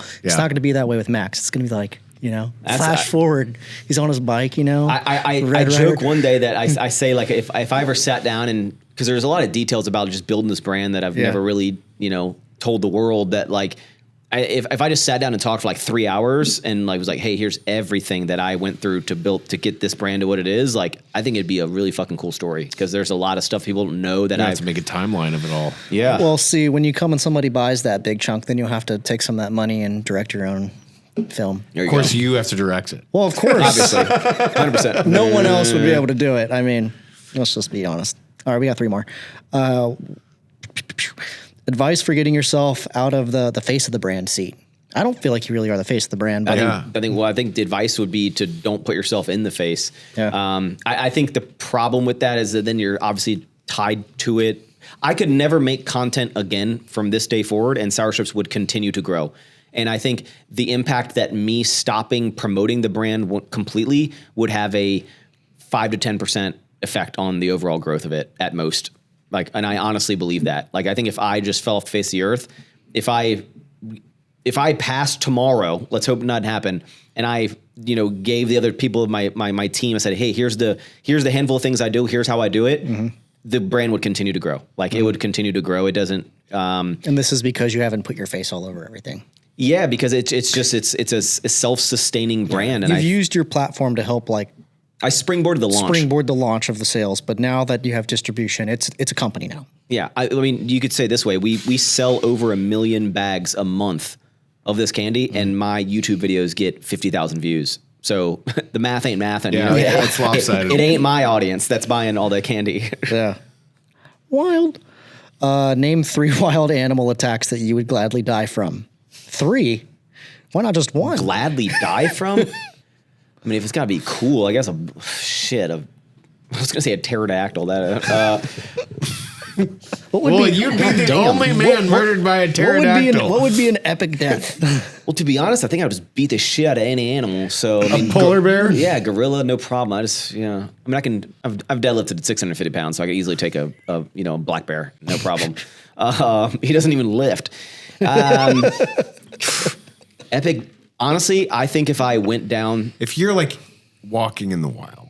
I think a golden doodle would be an epic way to go. I think a golden He's doodle. gonna eat your face in your sleep. Yeah, actually, all versions of golden doodles. All my answers would be golden doodles. It'd be like a golden doodle, a mini golden doodle, and a toy golden doodle. And you'd be like, oh, It'd and be then the they would just cutest start death. eating you. Yeah. The cutest, cuddliest death. That's a good answer. Last one is what freight consolidator you're using for Target? You don't have to fucking answer that. That's a weird question. No, the freight. Honestly, I love all sorts of things. Target, we actually go direct with them, which is great. Really? Yeah, but then So a Target truck pulls up to your facility? no, two of them actually. Okay. So Target arranges all of them. They don't literally say Target on them. Every now and then there'll They be just one. find a guy who It'll does just it. be like trucks. But yeah, we have like 2 18-wheelers a week that'll come up that are specifically for Target. But all of our freight is actually newly managed, especially like imports, and now they're handling all of our freight even domestically. Is a company called Main Freight actually. Main Freight. We use them with the. Yeah. So they're great. They've been working with them for a couple months now. And okay, sorry, I got one more.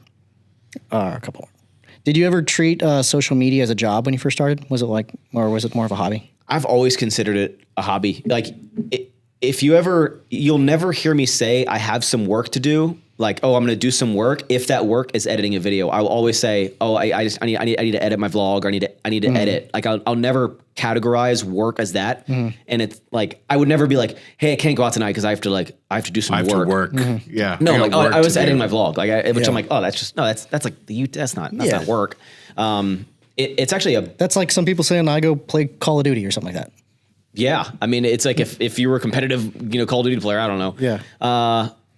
Yeah, no, I've always thought, I think what's good about my social media is that it is just a reflection of like what I'm doing in my life. So I'm thankful that I was unknowingly strategic over the years of where it was just fitness content to now I can essentially be like, hey, here's the new, like we're digging out our warehouse docks to, add more, truck bays. I'm gonna make a video about that. Like that's what the video is about, right? So it's not a So hindrance life on gives my you own. your ideas for your content now, just like the everyday thing. Yeah, like the other day I made a whole video and people loved it. I made, like the whole video was like, hey, I'm kind of gonna like refresh my backyard and add some like lights and some tiki torches and redo this. Shit, and I'd watch that. I I'm made like all a whole about- vlog about it. Like I'm people all were about like, that. this is exactly what I want. And I'm out here Tiki thinking torches. like every video has to have like a really deep meaning and like thought behind like. That's how you know you're 30 something. You're all like, I like that guy's retaining wall. Yeah, no, exactly. Now it's like jokes in my Wonder YouTube what channel. contractor he hired. Bro, like my YouTube jokes will be like me talking about how like the bulkhead on my Those are expensive. oh yeah, it's this giant joke about this like Yeah. $25,000 bulkhead I had to replace because my house is on the water. And I'm like, Yeah. and it's like this big thing in my channel about like I'm paying for the bulkhead, and like so it's I just like film my life, so it's really cool. Yeah, that's kind of interesting. Of like, because I kind of feel like I sort of know you because I've seen your videos for a long time, but like I don't really know you, you know. So there must be a weird dynamic you have with real people, like people that you interact with on a daily basis, and then just like arbitrary people who are just watching you all the time. Yeah, every now and then I'll get a lot of people that'll either message me or when they meet me, and I can tell the difference of people who just like maybe know me and have seen some of my content, but then there's a lot of people that will come up to me and ask me like a question about like a follow-up to something that I talked about like in the last video. They'll be like, hey, so like whatever happened with like this, like the bee nest in your roof, like or something like that. I'm like, it's just like very specific things. I'm like, oh shit, you like really watch the videos. Like you're asking like specific questions. It's okay.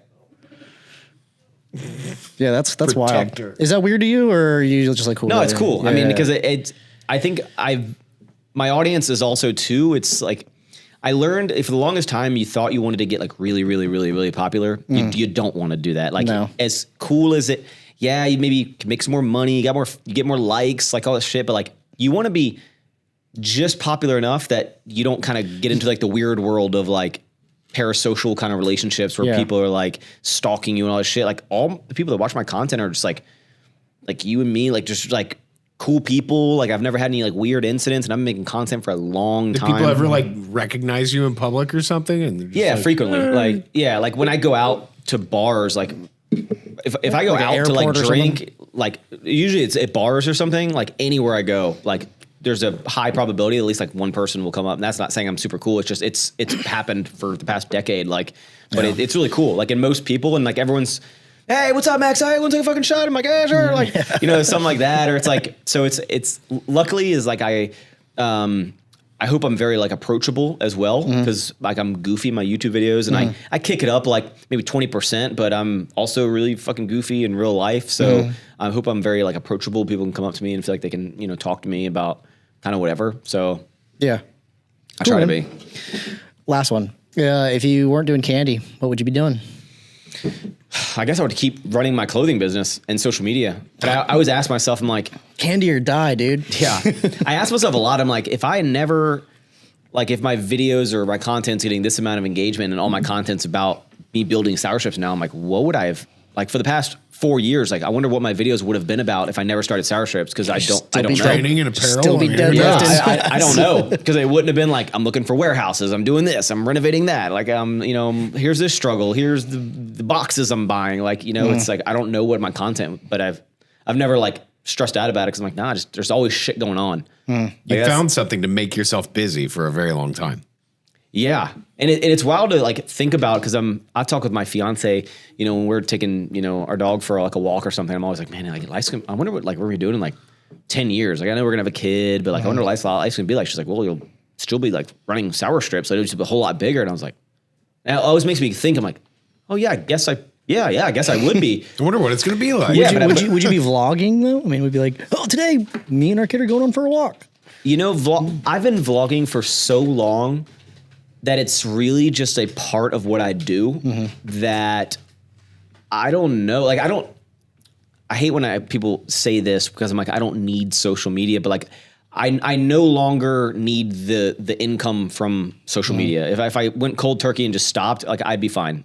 So I do it for the enjoyment of what of just like the process of doing it. And it's also like a very therapeutic thing for me. It's art. You don't paint, you do this. Yeah. And like I've gotten very, vulnerable in my videos and talked about, I've let people into, my father passing and just a lot of things that are emotionally get to me. And it's like this outlet for me to just talk. And not that I couldn't talk to a lot of people that love me and, but it's just, I've been doing it for so long. It'd be weird to stop. And it's also like, my story's not done yet, right? So I'm still evolving, and I'm about to get married and start building this new home with my fiance, my future wife, and like so that's gonna be a whole nother chapter. And I think people have like grown up watching me.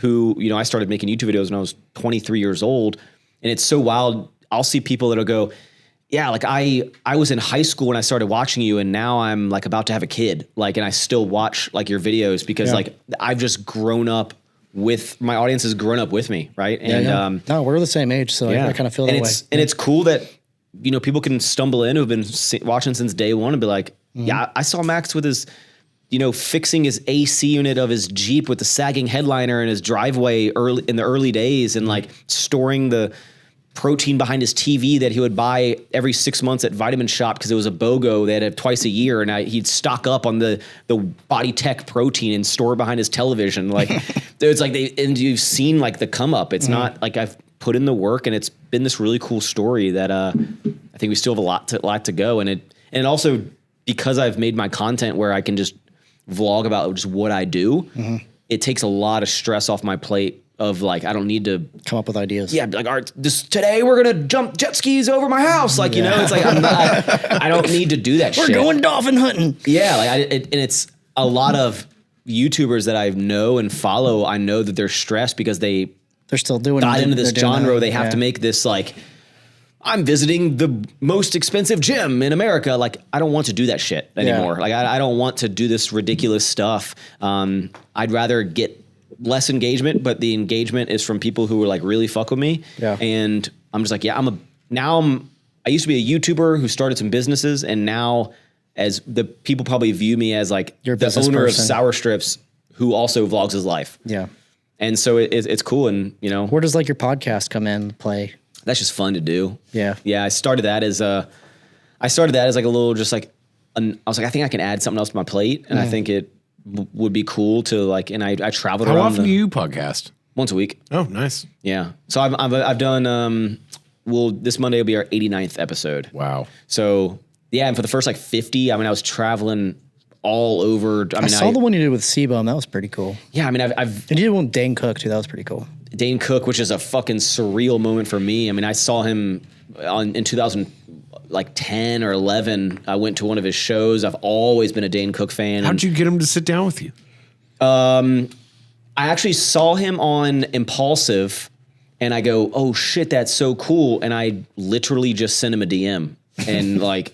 Hey, he's man. like, yeah, because he was like coming out with a new special as soon as he was going to do a little press release, and then they wanted to do it virtually, and I was like, I'd really love to do it like in person, and then they were like, well, like you can come film it at his house. And I'm like, okay, Going to Dane Cook's house. yeah. So I like packed up all my shit and like brought it out there and set it up, and it was super cool. And now the podcast has shifted from guests. Now it's just like my buddies. We just bullshit, and it's again, it's not a huge money maker. It's not something I don't have like sponsors in all the videos. It's really just something fun to do. It's more content for the people. They get to see like kind of a long form, different side of me. So I just tried to like fit in all the other stuff. Yeah, we make sure that none of them are virtual.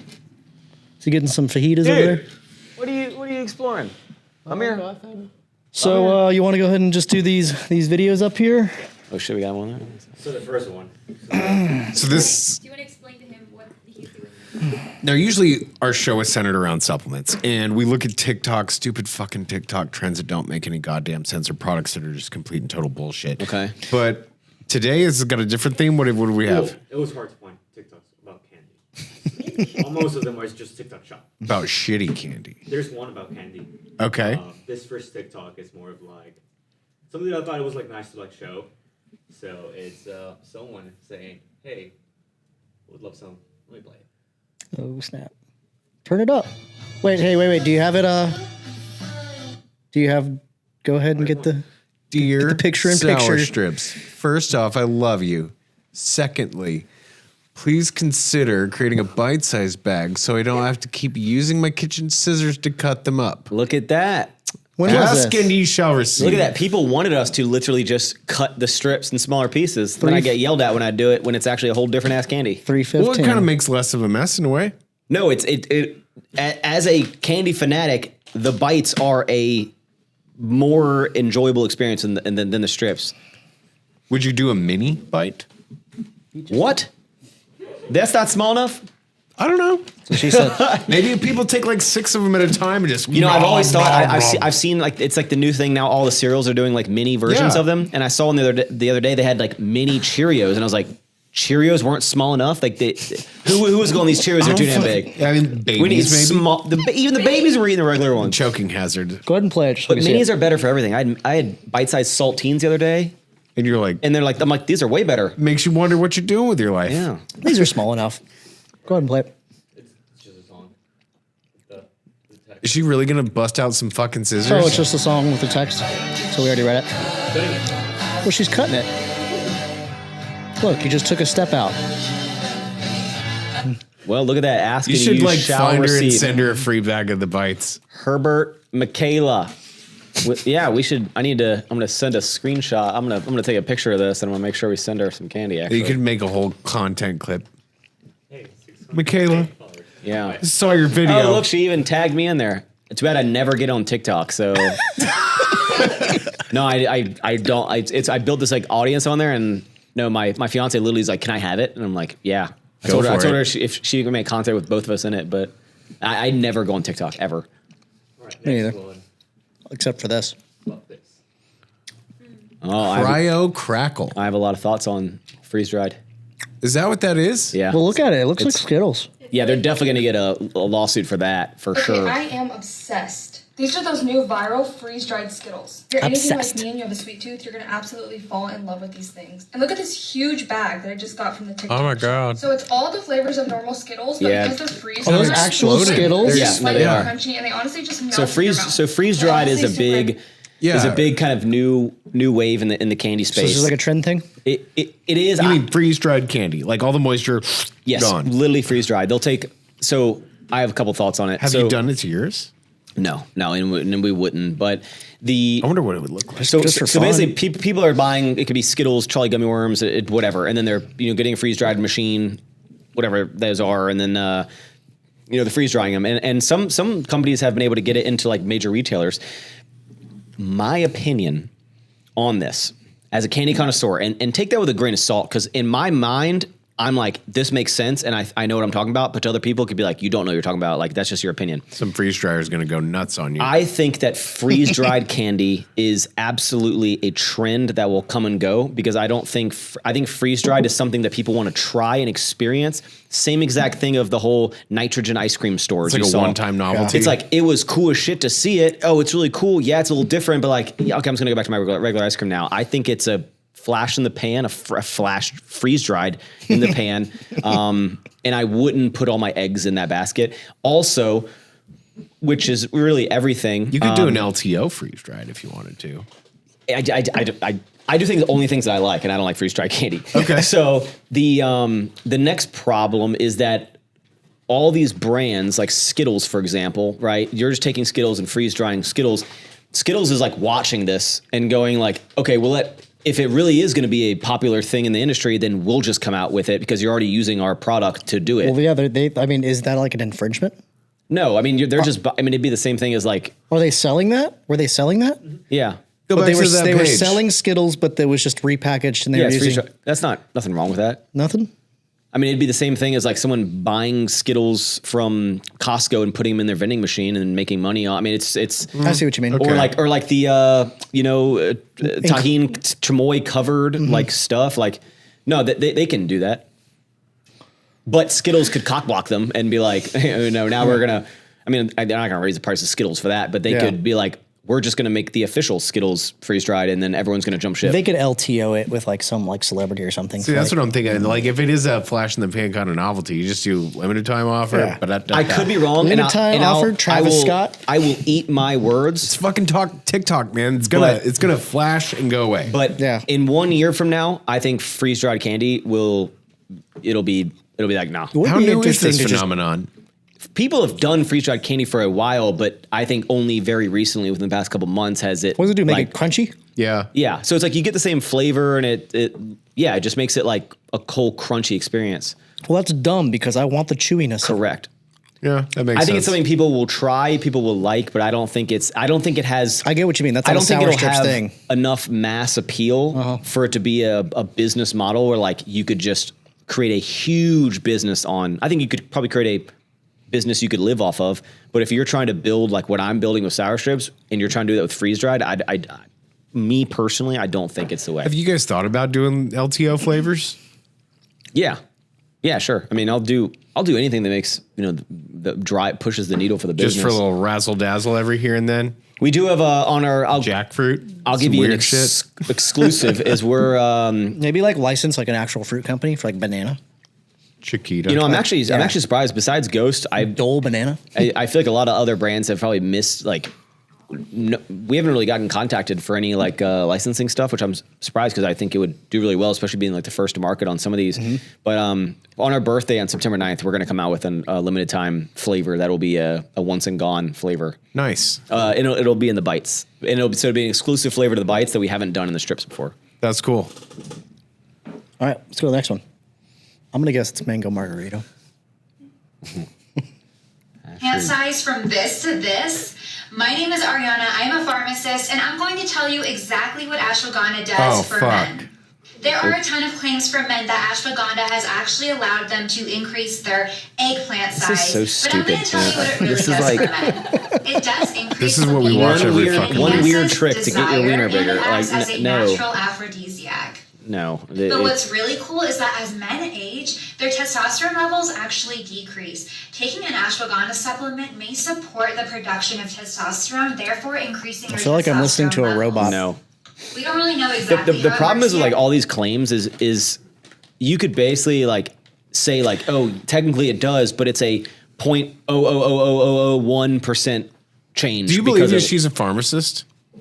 I mean, why would she lie? Because she's wearing a fucking quilt. That's why. I mean, it says the wellness farm on there. I'm just. I think it'd be a weird I'm flex to say like I'm a immediately- doctor and then not be a doctor. I'm immediately Talks like suspicious. she talks like Kim Kardashian or something. I don't know. It turns out that if you're a pharmacist, you don't have to wear pharmacy clothes all the time. You know what they say? D for diploma.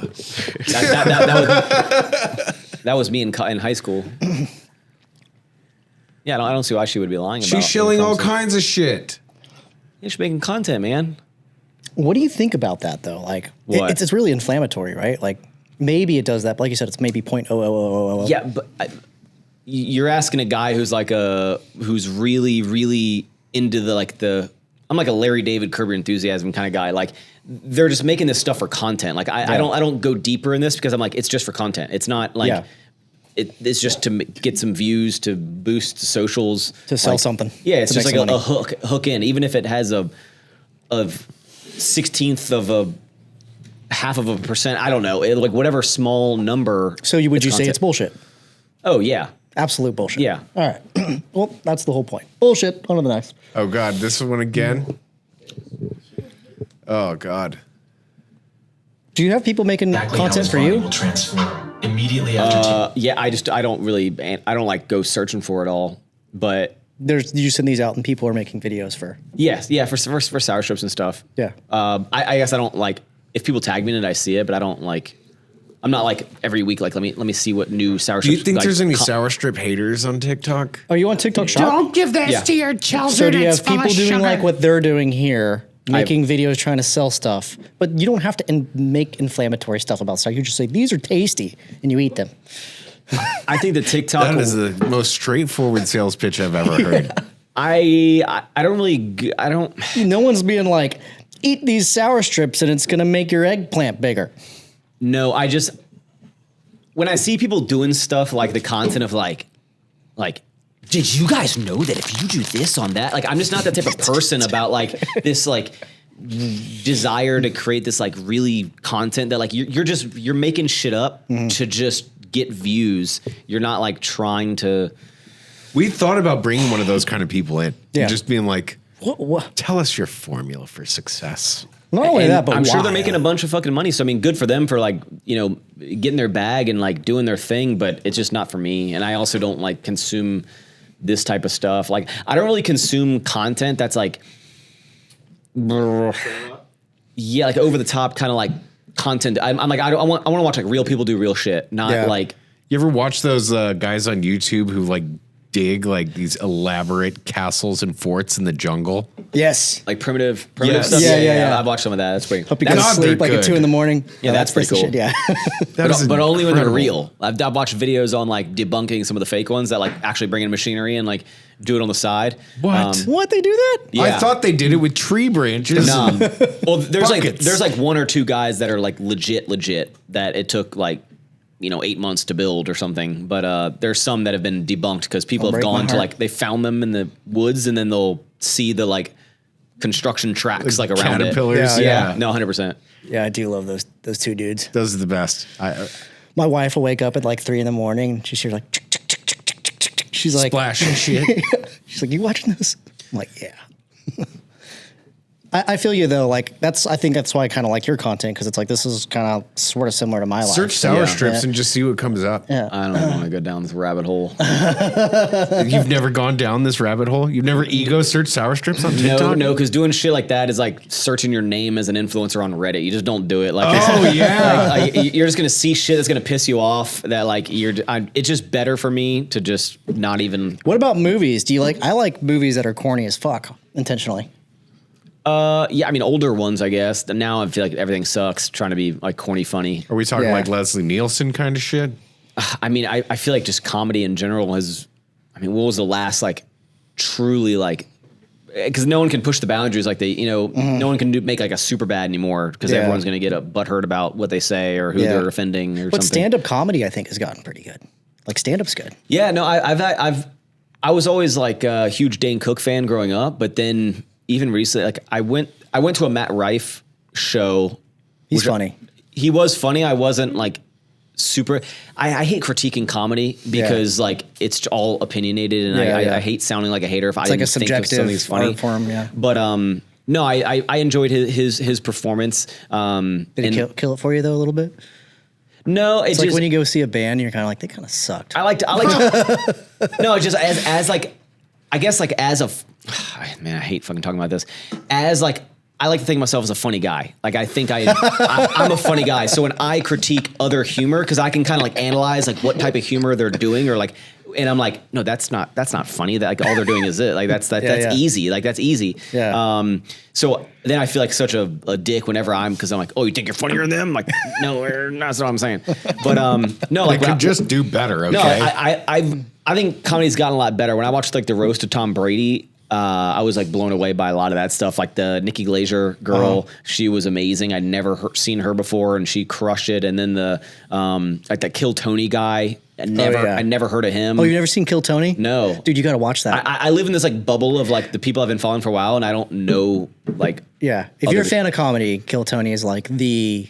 Is that the Tony guy that did the stand up there? Yeah, Tony Hinchcliffe. Oh, but yeah, hilarious. Yeah, and it takes a lot for me to like see someone I've never seen before and be like, that's a fucking funny person. They're in Austin. You can go see them like every Tuesday. Oh, yeah, at Joe Rogan's. Oh shit, place, mothership. Yeah, we went there one time, and it's a cool show. You should check it out sometime. Yeah, I'm a huge fan of comedy. Like I love it. I'm like old school stuff. You know, I like old Adam Sandler movies, old Jim Carrey movies. You know, like Dumb and Dumber is my favorite movie, and like so. Same. Yeah. But that format's really interesting because what they do is they promote new comedians. What they do is they have a panel of usually a celebrity comedian, like Joe Rogan will come in, and there'll be Tony Hinchcliffe and somebody else. And then it's always like a new one, right? Yeah. Yeah, so they're a panel, and then they give random people in the crowd, they all get to put their name in a hat, and these are all comedians in the crowd. They're all people trying to get on stage, and they get 1 minute to pitch to basically their 1 minute. You can't.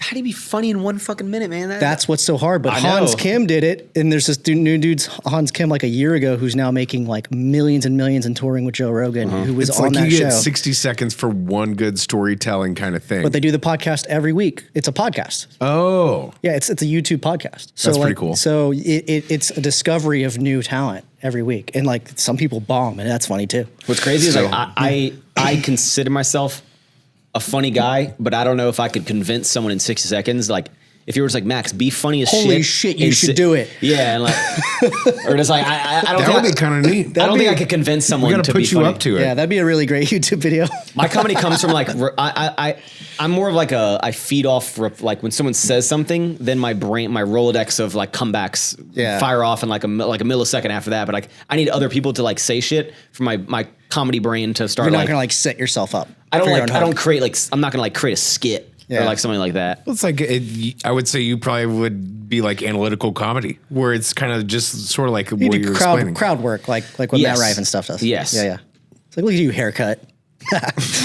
Exactly. I would be a crowd work type of guy. You know, when I interviewed Dane Cook, which he was fucking laughing the whole time, by the way. So I was like, oh, now I definitely if I make him laugh, or he's hyping me up on this pod. But me and him talked about. He's like, oh, like you should try the stand up comedy thing. And I was like, absolutely not. No fucking way, man. And he's like, you got to rip the Band-Aid off and get up there, and like you got to be scared shitless like when you're up there. Yeah, I'll never do it. No. Never. Did Dane even like know anything about sour strips and all that stuff? I brought him a whole bunch at the end, so now he does. Okay. I think he doesn't really eat a lot of candy, but his wife does. So yeah, he was thankful of the brand, but it's super cool of like someone I've been watching for a long time, and me and him like follow each other on social media and like, you know, I've chatted, and I mean, I have a signed photo, like it's like a sick photo. It's like a signed photo of like me and him doing this podcast that my fiance surprised me and like mailed him this photo of us like in the middle of the pod, like both just like hysterically laughing. Yeah. And then it's like, he signed it and it's like in my office. So it's like really cool. Something that I'm like is really special to me. So yeah, that's a very thoughtful gift. Yeah. All right, let's play this last one, even though we know it's stupid, and we'll get on with it.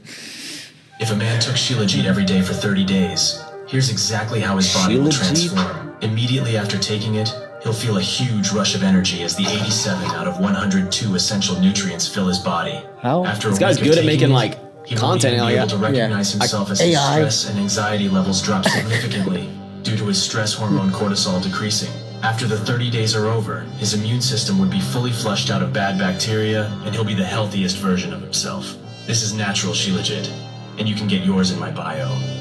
Just a dude pushing a product, I guess. Yeah, I guess I'd call bullshit because I'm just like I feel like nowadays everything is there's some new product that like is gonna revolutionize your entire life if you just take this. And I'm like, I'm always like, Anyone who goes and says that is a fucking idiot liar. I'm always like, you know what? My grandma lived to like 95 years old, and I think she drank tap water and ate, it didn't take one multivitamin her whole goddamn life. Smoked a pack of cigarettes a day. Not that I think you should do that, but I'm just like, I get that, like, the world has improved so much, and now I think we're all going to live longer in these generations, and because we know more information, and there's. I don't think we're thinking about the repercussions of that long term, and we're going to be fucking stuck around at like 80 something years old and be like healthier than the previous generations. So we're going to be like, what the fuck have we done? Just do some tests in the butt, and you're ready to go. Like, I'm 200. I just want to die. Yeah, I'm ready to go. I've seen too much shit. Yeah, but you're still getting badass boners. It's the first thing I would go through. Can't kill me or my penis. All right, y'all want to wrap? Oh, do you want to do the chocolate thing real quick? Okay. All right, we'll just do this one thing. We usually do a segment where we review. And I know you hate chocolate, and I know you hate dark chocolate. Well, no, it's not that I dislike it. I just don't consume it. So if you ever wanted like an authentic. So this is my take at a functional confectionery. Okay. We just put a multivitamin in a chocolate truffle. And this is something that we designed because astronauts are usually like hard-ass military guys, ex-military guys. They don't like being told what to do. Uh-huh. So like putting cheese on your kids' vegetables or putting peanut butter on your dog's, medicine. It's the same kind of a thought. You want me to judge just the product? I mean, packaging, the taste, the whole everything. thing. So this was a test subject that they actually took up to the ISS. So I don't know what that is. International Space Station. Oh. So astronauts in space are actually using this not as a consumer packaged good, but like as a test. They call it a nutritional countermeasure. Yeah, in the industry. But the company decided to make it into a dude is very good. interested. Yeah, he's like, what are snacks? Well, first thing I'll say, packaging. Really, really like it. I like that you can see, what the product looks like, what it's inside. Obviously, it's super unique. It's not a viewing window. Yeah, it's not a viewing window. But it is on the little one. I like the matte finish. The first thing that I thought of though is like with the way that the box is designed, like my brain has to then process what Astria is. Like I have to be like, oh shit, there's an A over there and an S over there. So in my head, I'm like, I feel like the package should be flat where the logo is, because I feel like I like have to really process. I can't like quickly read it. I have to because it's like on the sides. Mm-hmm. Yeah. Does it mean anything to you?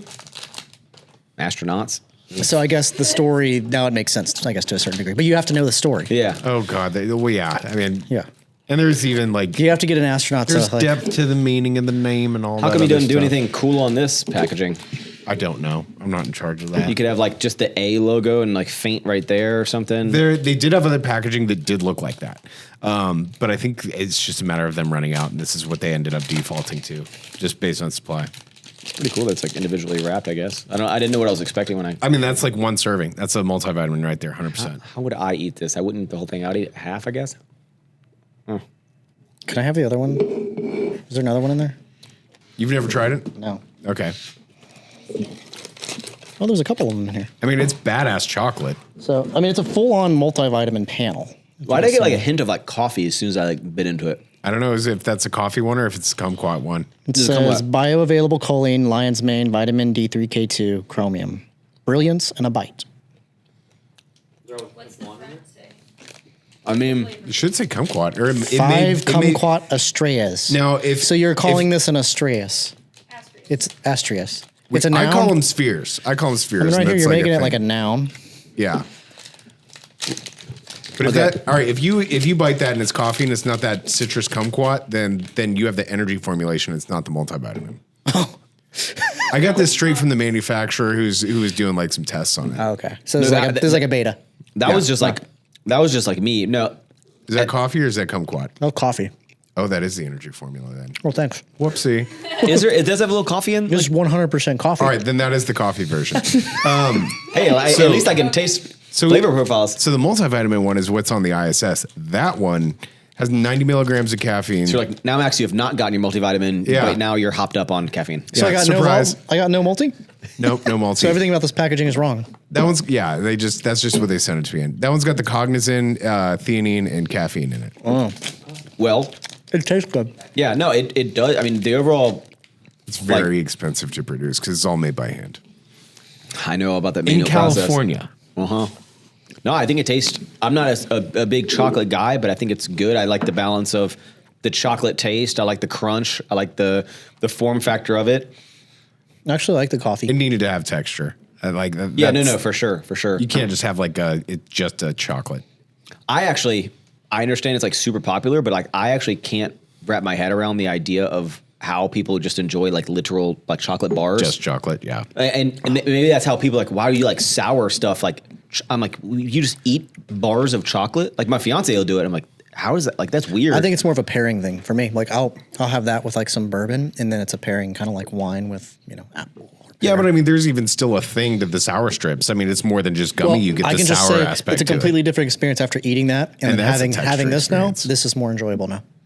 You're welcome. To me, at least. I mean, like I would sit next to a fire. Yeah, I'd sit next to a fire and have some music playing and like have. I think it's really good for what it is.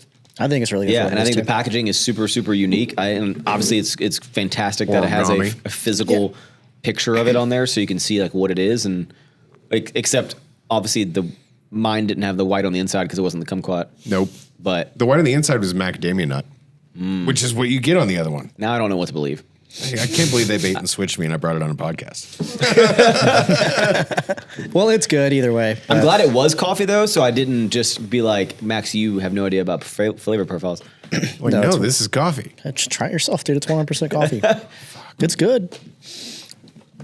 I would agree with you. I would probably make that logo a little bit smaller, or if it's a custom, mold anyways, just make that panel. They're going through a rebrand right now, and they're working with a design firm, and I saw all the new packaging, and it's fucking nuts. Why don't you tell them about me? You'd have gotten smoked.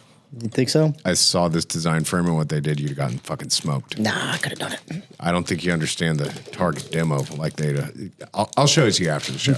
You definitely got to add some pizzazz on these things, because you get like this super cool bag, and then you're just like, then it's like, yeah, you need to put your sick logo, be loud and proud of there, because a lot of people would take this and they would just take like one or two and then put them in their a purse or like glove box or something. Yeah. So then you don't want to like. So then if someone else would be like, "What is this?" Mm-hmm.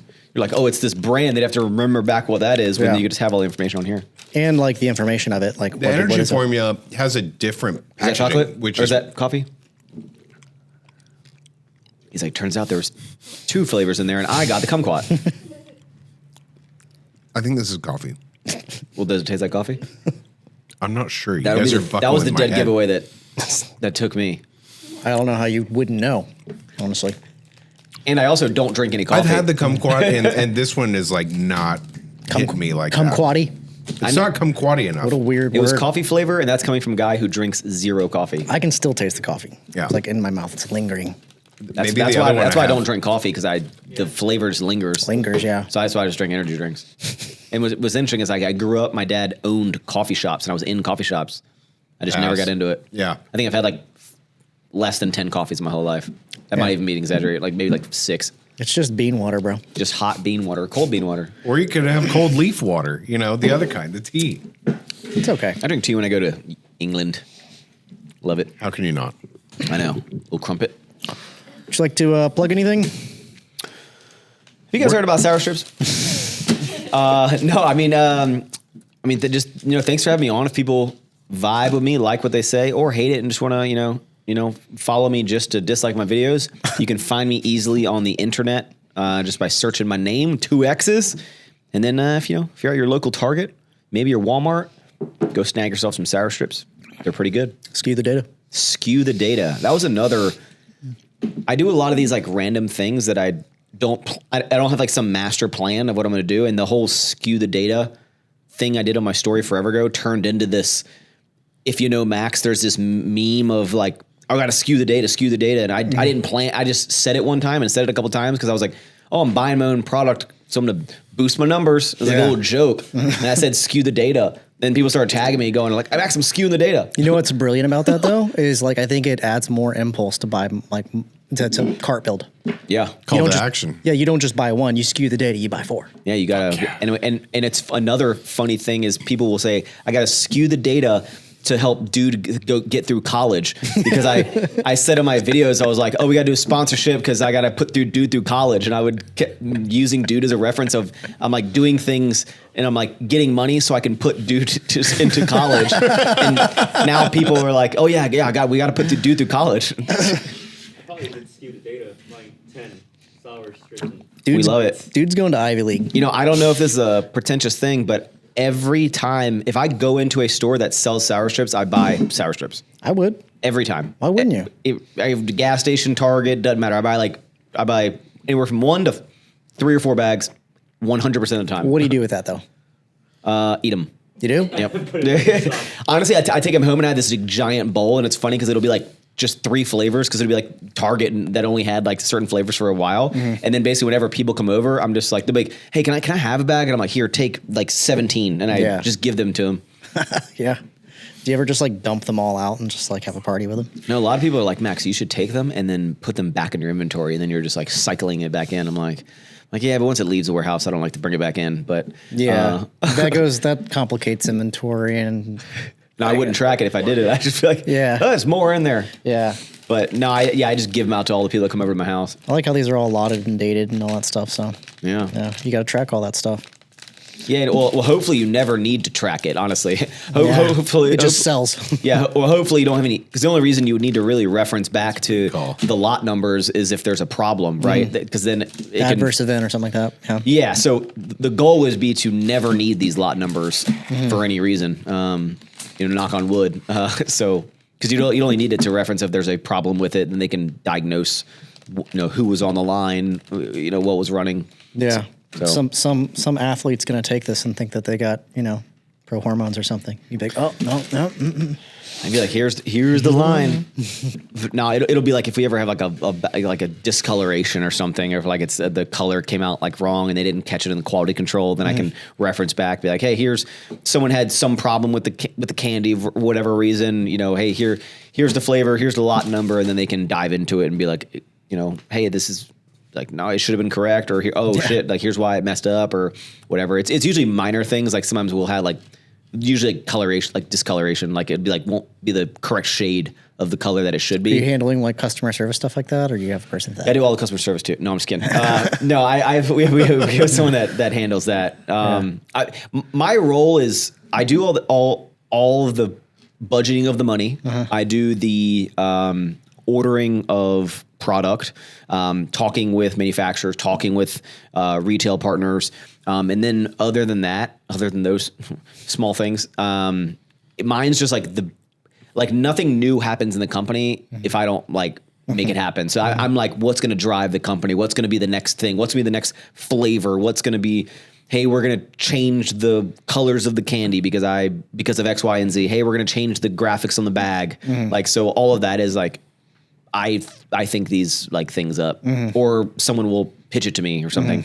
But I don't have any internal meetings that I'm like, everyone bring me one new idea. And let me see what you have. Do you have internal meetings where you're like, everybody round table and we're going to talk about blah blah blah blah blah? Now we do because we've gotten so big. But now it's because my head of operations, this guy Nick, I'm not as in tune with everyone in the warehouse like I once was because we've gotten a lot bigger, and now I have more just kind of back end stuff to work on. So I let him manage the operations, right? And then basically he reports to me, and I will talk and be like, hey, what are some issues we're having in the warehouse? What's going on? What's going on with the departments? So he basically feeds it back to me, and then we top down work on solving issues and problems in the company. So you're still engaged, but. Oh yeah. I mean, I am physically at the office nearly every day, except usually Fridays I'm filming, so I'll be floating. But most of the time, Monday through Thursday, when everyone comes in the office, I've already been there for almost an hour. I'm at my office and I'm there all day. So you can find me at my computer working on this company almost every day. Do you ever wake up and not think about it? Sour strips? Yeah. Oh fuck no. Do you ever try to? I think about this brand 24/7. Yeah. Well, I was that way when doing all this, but now after I have a kid, I'm like, what? I kind of want to. I feel guilty if I wake up and I'm trying to check my email about something. That's I wake up. So quick little funny story is I I was single for a long time before I met my fiance, like 7-8 years I was single. And, you know, met her, fell in love, and now we're getting married. And so I had never been the one to be like, you shower with your partner is like a normal thing. I was like, no, like the shower, like it's my time. It's where I take long showers, I stay and I think. Yeah. So now she, like in the evening we shower together, and then in the morning I'd still, like as soon as I wake up, my alarm goes off at like 7, but I'll usually, like, my body will just kind of wake up around like 6:30, and I immediately grab my phone and I go in the bathroom, close the door, and I turn the shower on. And like while I'm like getting ready to take a shower, I'm like seeing if anything like fucking catastrophic happened overnight. Yeah. I'm gonna look at my emails so I can basically gauge like what is the day this gonna be like? What's the day Yeah. gonna be like? Yeah. Or I'll wake up to no emails and I'm like, all right, whatever. Yeah. But the way that I think about it, like when I take showers, I take like 30-minute showers. I love it. It's my favorite thing. And It's a ritual. I just stand in the shower and I'm thinking about the business. Like I just stand there with the water and I'm just like, okay, like what am I going to do today? Because I also don't have like an assistant. I don't have like a schedule or anything like that. I don't have like a calendar that I'm just kind of like, all right, what am I doing today? I like get to my office and like I sit down. I'm like, all right, what am I fucking doing today? Okay. So I'm like a chaos. I have like this structured chaos in my brain. It doesn't work when I try to explain it to people, but it works internally. But I'm very like disorganized and there's no structure, but I understand everything that's going on. It's as like long as you can communicate and delegate those things, you know. Yeah. And I just keep trying to drive I'm always like, what's the next cool thing that's going to happen? And luckily these things kind of just keep happening to us. That's why we've never needed to, I feel like I'm going on a rant at the end of this pod again, but like, that's why I haven't like reached out to other retailers because I feel like if you build it, they will come. Yeah. And I just feel super blessed that this happens, but like, there's never any time or downtime to reach out because we'll get like a new account or someone will add a new flavor. And then by the time we keep up with the demand of that, some other retailer that we're already in either wants to expand, add more stuff. Like it's just something is always happening. Literally 3 days ago. So we had a big expansion with Walmart. We went from like being in like 1,000 Walmarts or like 1,500 to like 3,300. So like almost chain wide, just in the front end. So a lot of people don't know like the front end of Walmart is different than the candy section of Walmart. Yeah. We're only in the front end for now, but we had this big expansion where we added like 2,000 more stores in April and was like this. And we were also doing this huge expansion with Target and it really pushed the company. So we got into all these, I knew about this. Okay. And then on Tuesday, this week, I literally get an email from Walmart that's just like, and in 2 months from now, we're adding 1,000 more stores. And I was like, okay, like it wasn't like a planned thing. I got this email and I'm like, oh fuck, okay, all right, well, so ramp your shit. Yeah, I'm like, now I'm like, all right, let's make it fucking happen. Like, but it's like that came out of nowhere. That wasn't talked about. That wasn't planned. It was just like surprise. Yeah. And that's like what I feel keeps happening. And it's Are like you contractually obligated to fulfill those POs? Like 4x growth in like 3 months. What if you can't hit it? There's always been these like critical points in our business that I'm like, this is the biggest thing we've ever tried to do. And we have like one of these big events every single year, it seems, where it makes us grow up really fast. And it's always been like giant expansions with Target or something like that, or adding in those extra Walmarts. And it's always these things that pushes the whole team and the company to be like, this is way bigger than anything we've ever done, but like, let's figure this out, how we're going to get it done and like push ourselves to the limits so we can look back a year or 2 years from now and be like, we do that weekly now. Like what we were child's play. Yeah, exactly. I mean, when we first launched into Target into 1,300 stores at the time, we had this giant HEB promo and launching into Target, and it was the whole order was 200,000 bags or something, like collectively between those two, and it was like chaos. And we move that weekly now, like more than that weekly, and it's child's play to us now because of everything. And so I really like that every year we have these like big gigantic events. Challenge events. Every new mountain becomes a molehill. Exactly. And for us, it was like, all right, add it's a new boss. It's a new boss. It is a new boss. And I'm excited to see what bosses come next year and we're going to fuck them up, you know? Like, hell yeah, you are. No deaths. Headshot. Yeah. All right, let's wrap, guys. Thanks everybody for listening this far. Check them out. YouTube, Instagram, Max2X's Chewning, Sour Strips. I don't know what camera I'm looking in. Look at all of them. Hey. Buy all of his stuff. Follow all of his things. Skew the data because dude needs to go to college. Yeah. All right, we're out. We'll see you next time.